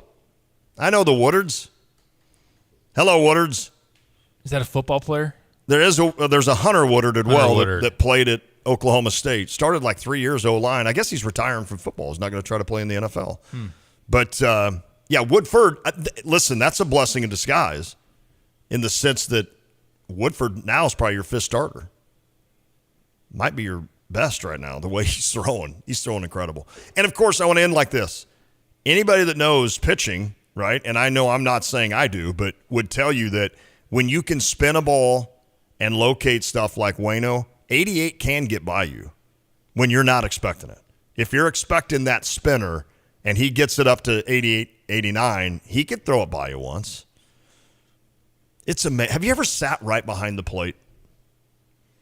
I've not. I did one time, and I sat there thinking to myself, not how they hit it. I still don't know how they hit it in general, but how they adjust to hitting a slider or a curve. And I was always told, don't guess, right? If you're guessing at the plate, you're beat. You can't guess. Now, if you look fastball and like Ohtani hits you with that slider, there's a 0% chance you're going to hit it. What are you going to do? And a lot of guys will get into situations where they'll either look fastball and just kind of beat down, foul off the off speed, or they'll look off speed but then be able to adjust to at least nick a fastball. But, if you sit there and guess, they're going to pick you apart. I mean, strategically, you go into it saying, okay, I just watched all this film. When Derek Piper throws to me, he throws 70% sliders on the outside. You've got a game plan as to what you're doing. But if you go up there then saying, okay, Pipe's going to start me with a fastball, and here's a slider on the outside corner, 0-1. Oh, well, hell, he's not coming back with that again. Slider on the outside corner, 0-2. Well, he's thrown 2 of them perfectly. He's going to come with a third fastball right down the middle, strikes you out. You're just like, oh, boy. And there has to be guesswork involved because otherwise you don't have time. I can't comprehend reading the I don't either. Spin out of the hand. I don't either. I could sit at the plate and I could try to guess, and by the time I have blurted out the answer, the ball is in the catcher's mitt and they're throwing it back. And on the way back to the pitcher. No, I'm with you on that too. Just from warming up Andrew, I can't see the spin. Now, maybe I just have bad eyes. I am old. But I never could, even in my younger days. I couldn't see a spin on a ball. I don't know. That's amazing. That was fun with Coach Perry. It was. It's been a good show. Are we going to let Kyle on at all? We are going to let Kyle on. Oh, he did say Kyle Hendricks was hurt. He's 1 for 1 on positive news. It's good news as well. Here's another positive news. We're going to talk Sweet 16 and pick who wins tonight. We are? In that slate of games. Okay. Be excited, but we got to take a timeout. Did the Butler do it? Why did that commercial play twice each commercial break? Did you notice that? Kyle, did you notice that? Yes. They would come out and it would be right to the, I don't even know what, you can at least say, is it a Chrysler? Sorry to the commercial. I can't remember what it was, but I know exactly what you're talking about. But this isn't a murder mystery. The Butler didn't actually do it, but I didn't understand that. I just didn't. Was he not in a Chrysler, or I didn't understand the commercial? Well, because one of the famous calls is the Butler did it again. Yeah, right. But then they would play that commercial, and then they would go to some Charles Nissan. Barkley. Oh, Nissan. Sorry, Nissan. Chrysler, you owe me money. But then they go to some Charles Barkley commercial, and then they go right back to another, the Butler did it. I'm like, well, we just saw that. Nissan's putting out some major cash. I want to ask you guys a question about Barkley and Company when we come back, and we'll also give our picks. Okay. Says The Drive. CBS. ESPN Radio. Carl works every day to improve the health of community members across the region, and it would not be possible without team members like Dwayne Linton, a nationally certified nurse in the emergency department at Carl Foundation Hospital. I work with a team of people who really care about what they do and are very flexible and adaptive in rapidly changing critical situations, and I would trust any of them at any time. If you're looking for an opportunity to serve your community like Dwayne in a supportive environment, visit carl.org/careers. Carpet Weavers is flooring their customers. They work with the biggest brands to bring you the best selections and prices on hardwood, luxury tile, carpet, and more. Stop in at 616 West Market View Drive in Champaign and let one of their sales associates help you find the perfect flooring for your lifestyle.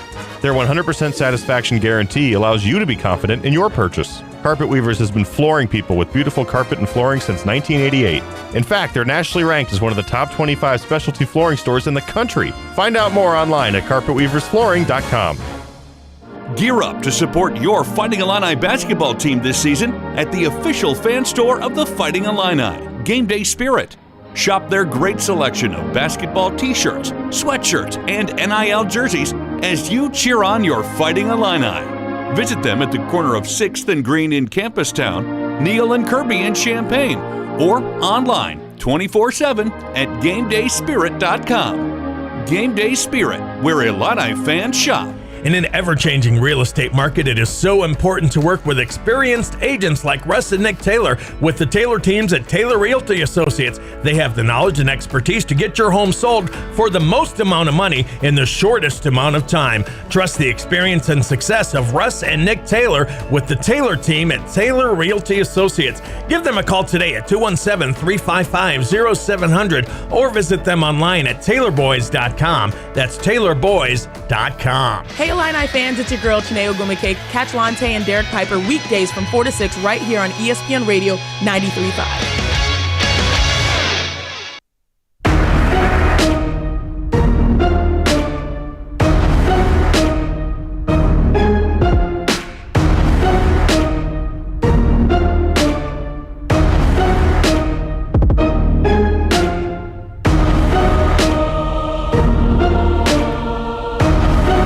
Back on the drive with Tay and Piper, Derek Piper, Lante, Kyle Tosk. Getting ready to talk some college hoops. Excited to get the tournament started back up tonight. 5:30 actually, coming up in about an hour. Michigan State and Kansas State kicks us off. We also have UConn and Arkansas, which should be a great one in Vegas.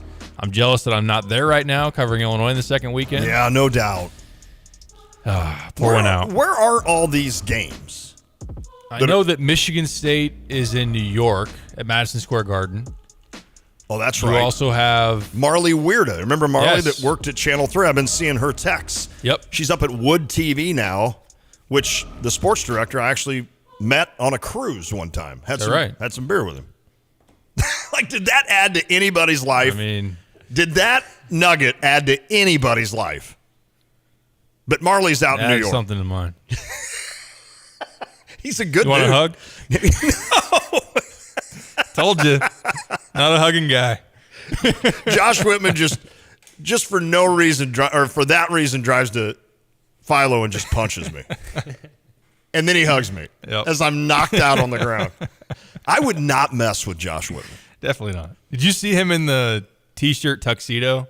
No. When he was at the women's game, I think it was I must have missed it. Our own Joey Wagner at Atlanta Inquirer tweeted out a picture of him in this orange.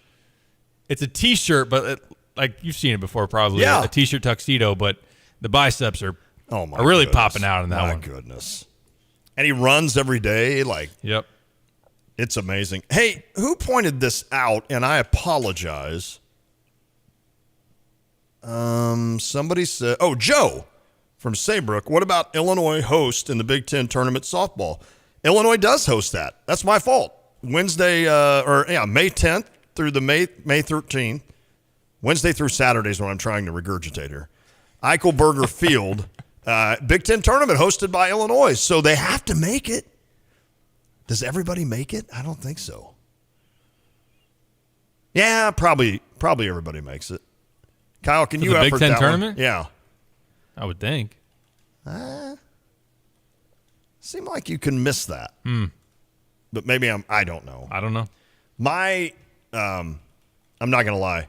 My expertise of sports anymore is really even lower than when it began. It surprises me. Right. It's I'm even surprised lower right now than what I started 13 years ago, and that was really bad. So, but yeah, that'll be cool. That'll be some good softball. I would hope by May it's halfway decent out. So that would be awesome to go watch all those different teams and all those different games. That would be really cool. A Wednesday Top 12. Top 12, okay. And there's how many in the Big Ten now? 38? Oh, my gosh. Soon to be 16. Soon to be. Oh, my goodness, Whitman. Are you training for Ultimate Fighting? Yeah, man. Holy cow. He's got the beard. Can you imagine him in the Ultimate Fighting? He looks like he could be on the UFC card. I totally agree. Oof. Yeah. If you haven't seen it, Joey Wagner has a tweet. I'm glad you found that. Back on March 14th of Josh Whitman in an orange tuxedo T-shirt. And his quote is, because it's the big dance. I like it. How tall is Joey? Is he taller than you? He is a little taller than me. Okay. I think. You guys, though, are the tallest of the media bunch. I believe so. Yeah. I'm trying in my head. At least I'm trying on the to think. Illinois basketball beat. Right. I'm trying to think of anybody else that would rival you. I don't think there's anybody that comes close.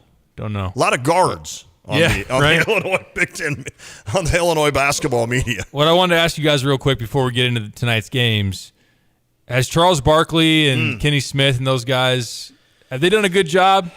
I haven't seen as much of it. I watched the clip of Charles telling people that back in his day he showered in his uniform because there wasn't time to get it cleaned if you had a back-to-back. And Kenny Smith is just giving him crap. Clark Kellogg is dying laughing. That clip was hilarious. That was good.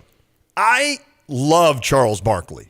He played for my Sixers, so he was a big fan of Charles. The only thing that just troubles me every year is that these guys spend the entire year covering the NBA. I know. And then all of a sudden I'm supposed to assume that they know everything you need to know about college basketball? I mean, Kyle, wouldn't you agree? Maybe that's wrong of me. But they can't spend that much time following the NBA. Like, what are they doing on a random Wednesday TNT night? They're watching other NBA games. They're not watching Illinois and Wisconsin. Yeah, I completely agree. I've said for years that I don't understand why I get it because it's Turner Sports has the tournament, but because they have 2 studios now for the different channels. The other one has Jay Wright and Seth Davis on it, and I like that one a lot better. Is that Zerbiak? I think no, or is he on a different? Is he CBS? He's been in there at times, but what I'm saying is I like that group more because I know those guys have been covering college basketball all season and their insight's better. Now, I will say that there have been some funny moments. Like Charles Barkley, Kenny Smith is entertaining. There's no doubt. They'll fill the time in between games and just give you something to laugh about, but they aren't going to give you the analysis. What does Kansas State have to do tonight to beat Michigan State? That's exactly right. It was funny, though, watching Charles fill out his bracket, and he has Alabama. Does he have them winning it? Or he's got him in the Final Four at least? I think he did have him winning it because they were blowing him crap because he went to Auburn. And you could tell the pain in his voice with, all right, I'll go Alabama to the Final Four, and then I'll have him winning it. So that was pretty fun. I mean, listen, entertainment factor. If that's what TNT's going for, then you've got it with those guys. But if you're a diehard and you actually want to hear a breakdown, I mean, Jay Wright just won a national title. He's won, 2? He knows what he's talking about. Seth Davis, whether you like him or not, has been a pillar of college basketball announcing for many years. So, I'm sorry, but I'd rather just err to that side and at least know that I'm getting something pertinent. Or pertinent. No, that's true. Out of those guys than I would the other. So, that's fair. Appreciate you guys' breakdown. Yeah. Speaking of breakdowns. Yeah. Let's get to it.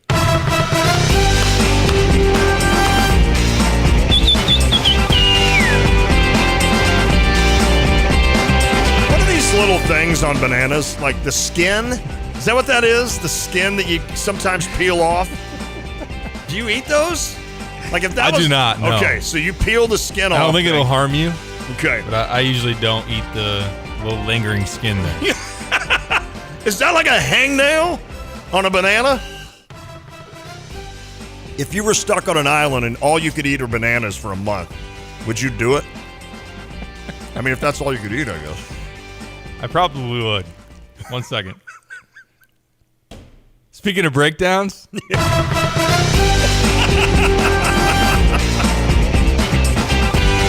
Try that again. All right. Oh, boy. All right.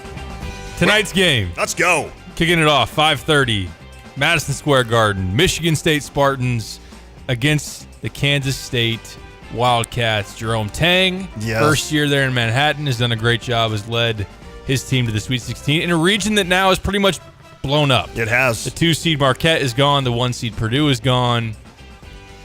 Kansas State was the 3. Michigan State was the 7. Yep, that's right. And then you have Tennessee as the 4 against FAU as the 9. The 9. In my bracket, I followed you and went Creighton to the Final Four. Now, the good news for you and I, and anybody else that did that, especially I think if Michigan State wins tonight, then nobody else is really gaining points on you. Does that make sense? Yeah. I'm sure a few people had Purdue. I think a lot of people had Duke. Yes. Coming out of this. I'm sure a lot of people had Kentucky beating Kansas State. Mm-hmm. And I'm assuming a lot had Marquette as well, although there was that trepidation about them, at least from me, from the get-go. You mentioned the coaches. Give me the point guards for both of these teams. Walker and is it Noel? Noel, who John Calipari called that little guy. He did. Or whatever he said. He's like, that little guy. He's 5'8". He is. I'm telling you what, those two are going to put a show on in this game. And Kyle, I can't wait to watch it. Well, the interesting thing is that both of them are from New York City. Are they really? And they get to play at Madison Square Garden tonight. Oh, wow. So that's going to be awesome. Pretty cool. Pipes, what do you think? I do agree, like you were saying. I think that probably the most popular pick out of the region was Duke. Marquette might have been second. Yeah. Some people might have Kansas State. I agree. Then there was one lone idiot that picked Memphis. 2. Oh, you did? 2. Yeah, I followed you. You followed on me on Yep, Memphis. Oh, I did. I apologize. I actually was going to do it before you said it that day. Oh, really? So I had Awesome. two surprise teams for me were Creighton, still going, and Memphis. Those were kind of the 2 that I was going to take a chance on in terms of going deep. And one of them has burnt me. The other one gets to play Princeton. It's true. As far as tonight's first game, I'm with our guy Eli Hershkovich yesterday. I'm pushing back on all this resurgence of Izzo owns March. Yeah. They beat USC, who had a worse net ranking than Rutgers. You could argue that Rutgers should have got in. After USC had to travel across country to Albany. Yep. And they beat Marquette, who's coached by Shaka Smart, who's won one tournament game in a decade. Oh, my gosh. I forgot about that.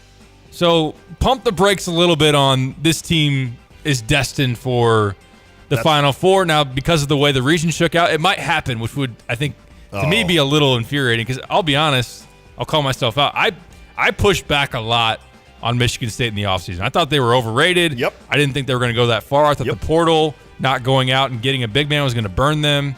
And maybe it won't. This is a tough team in Kansas State that's really headlined by 2 guys, Keontae Johnson, the transfer from Florida, who's going to be a beast inside. I think that's going to give Michigan State some problems. Noel is obviously quick and can get buckets off the bounce. Ooh. And this line has shifted, though. Kansas State opened as a small favorite. It moved to Michigan State now being a favorite. I have a gut feel. While I've been doubting Michigan State all year, I do have a gut feel that Michigan State wins tonight. I think Tyson Walker's going to go off. Okay. And when he does, Michigan State's kind of due from 3, a team that had the number 1 3-point shooting percentage in Big Ten play. They went like 2 for 15 or whatever it was from 3 against Marquette and still won the game. Yeah, they did. They have not shot the 3 well yet in the tournament. Might happen tonight. I'd reluctantly pick Sparty. I'm going with the Cats. I think the Cats get this done. I think Michigan State, to what you said, has had a nice little path. Now, I still give them credit, and I don't know what it is every year in March when I watch Michigan State play, and I know they've lost some early round games, but they just look strong. Like, every guy looks like he's 6'8", and can rebound and play good defense except for Joey Hauser. But Joey Hauser's their best player. He's unbelievable. He can shoot, man. He can shoot. Maybe not their best player, but he's arguably their best. I'll go Cats, Kyle. I'm going Kansas State as well. Okay. I think Kansas State has the bigger stars in this matchup with Noel, which Walker might be able to cancel him out, but I then agree. Keontae Johnson, I think, will have a big night, and it's a good matchup for him. So I think it'll be a good game, but I got Kansas State in my bracket, and I'm sticking with it. Let's go. No home court advantage for either team, I assume. This one is... Wouldn't think so. This one's where? Oh, in New York. You New said York. that. Madison Square Garden. So, no, definitely not. Let's go out to Vegas. Although Kansas State is from Manhattan. Interesting. Gonna have to take that into account. Yep. Out to Vegas. A lot of people tabbing the second game as the game of the night, UCLA and Gonzaga. But I'm actually probably equally as excited to watch Arkansas and UConn. I think that's 6:15 tip as far as Central Time goes. Yes, it is. The Hogs impress me, man. They're so athletic. They got young, talented guards. We haven't seen Nick Smith Jr. have a big game yet in the tournament, and he's projected as a lottery pick along with Anthony Black. The really impressive, what's his name? Jordan Walsh? Yeah. Jordan Walsh can defend his butt off. Oh. I know even Chester Frazier was tweeting about him last night. Like, I'd pick him top 15, top 20 in the draft. UConn, Adama Sanogo has been a monster. Jordan Hawkins can really shoot it. UConn, analytically, they've been a darling all year. And you said that going into the tournament. It's a tough one to play. I'll let you guys. I'll stick with the order. Lon picks first, Kyle, and then I'll finish it up. When you weren't here, called Arkansas to the Elite Eight. I called the win over Kansas. I truly believed that Arkansas came into the season basically as one of the top, 10, 15 teams in the country? Yes. And they just underperformed. And I thought if for some reason they can get it right and catch fire, kind of like Illinois, honestly, that they could do some damage, and they've done that. You know more about UConn than I do, admittedly. I just like the way and the mojo and I just like the way it's going for the Hogs. Now, obviously, because I have them in my bracket, I'm going to pick them to win here. I had them and UCLA meeting in the Elite Eight. But I'm going Arkansas. I like their ability. I think they're talented enough that you're not going to run away from them in a game. So I think they're going to be there, and the end of the game against Kansas really showed me a lot about them. So give me Musselman. Even I hope he keeps the shirt on. Kyle? I'm going UConn. Okay. I've liked UConn ever since the bracket came out and their draw here, and I think that ultimately, while Arkansas has the pro guards, I think they're going to have a hard time with Sanogo and Donovan Clingan, who's the freshman big that UConn has, that two-headed monster they have. I think will have a big game. So I'm going to go with UConn. Okay. It's going to be really important for Mekhi Mitchell to stay out of foul trouble because when he's in there, he provides good rim protection. One thing that stands out when I am looking at UConn on their numbers, they have turnover issues. Arkansas forced 17 against Illinois. I think they can heat up the UConn guards a little bit. I think Nick Smith Jr.'s due. I think he's going to go off and have a big game tonight. Sanogo could get Mitchell in foul trouble and just pulverize Arkansas, but I like the Hogs, too. I think that the Must Bus has a trend going. This would be 3 straight Elite Eights. Be pretty impressive. It's hard to argue with either side, but I'm going to go with Arkansas. Okay, I like it. Tennessee and Florida Atlantic, the second game there in Madison Square Garden. Tennessee's super physical. I know that the Florida Atlantic coach said something about we're going to study rugby as we get ready for the Vols. They're mean, like I told you. Tennessee's mean. They're mean. And then FAU has won a bunch of games. They came in, 33-3 now? Yeah. Beat my Memphis team, beat Fairleigh Dickinson, and here they are against Tennessee in the Sweet 16. And kudos to FAU, but it ends here. I'm not going to spend a lot of time on this. Vols win this game. I think Tennessee would be the wrong kind of team I'd want to play if I was kind of this Cinderella FAU squad. I just think Tennessee will just absolutely beat you to mercy. So I'm going to go Tennessee. Kyle? I'm with you there. I hate picking Tennessee because I just don't think they're very good. But against a mid-major team like this, I think their physicality is going to be just way too much. They haven't seen anything like this, so I think they'll ultimately win kind of a slugfest game. Fair enough. I will tell you that the betting community, from what I've seen, likes FAU +5 tonight. But I don't know why, other than they're a good team and that Tennessee can struggle to score. Tennessee can struggle to score. I agree. But I think that their physicality wins out and they get to the Sweet 16. And Tennessee's never really overachieved in an NCAA tournament much. I mean, they have a couple times, but Rick Barnes isn't known for deep runs. One Final Four appearance, and that was TJ Ford in Texas back in the day. Wow. So not even with Durant. No. Wow. Okay. All right, let's spend our last 4 minutes on the nightcap. Gonzaga, UCLA, Drew Timme and company against Jaime Jaquez, Tiger Campbell, Mark Few against Mick Cronin. What do you think in Vegas? I always feel like that Gonzaga has. Did you know they're on a list with Illinois? I just saw this today. Like Purdue has the most wins ever to not win an NCAA tournament. What was it, like 43? And then there's somebody else. At Oklahoma's. Yeah, Oklahoma at 42. Illinois at 41. Yep. Well, not far down is Gonzaga. Now, a lot of that is because of the last few years where they've just absolutely made run after run, but they've never won one. I always feel like there's a tipping point for Gonzaga. Like there's always the one game where it's like, and this is it for me. I think UCLA is the kind of team that, they've been there before. Not that Gonzaga hasn't. I just like what they have, and I like Tiger. So I'm going to go the Bruins, but I want you two guys to break it down more because mine's more of a hunch. I have to go with Gonzaga because I have them in my Final Four. Okay. I've been riding them for a while. They're playing great. One of the best offensive stretches. Now, I know they played WCC teams, but they were rolling coming in. Don't you knock Brandon Podziemski offensively. And also, I saw John Rothstein tweeted earlier that UCLA's big man, Adem Bona, the freshman, is questionable with an injury coming in.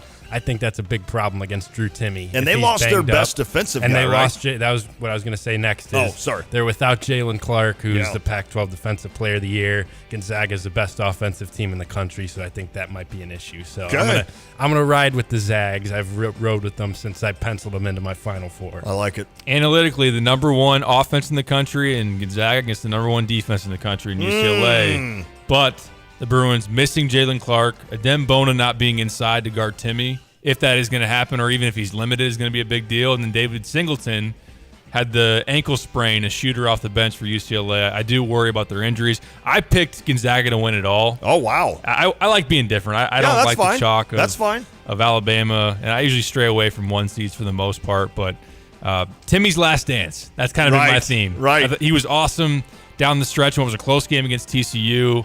I think he dominates tonight, and the offense wins out. They got really good three-point shooting.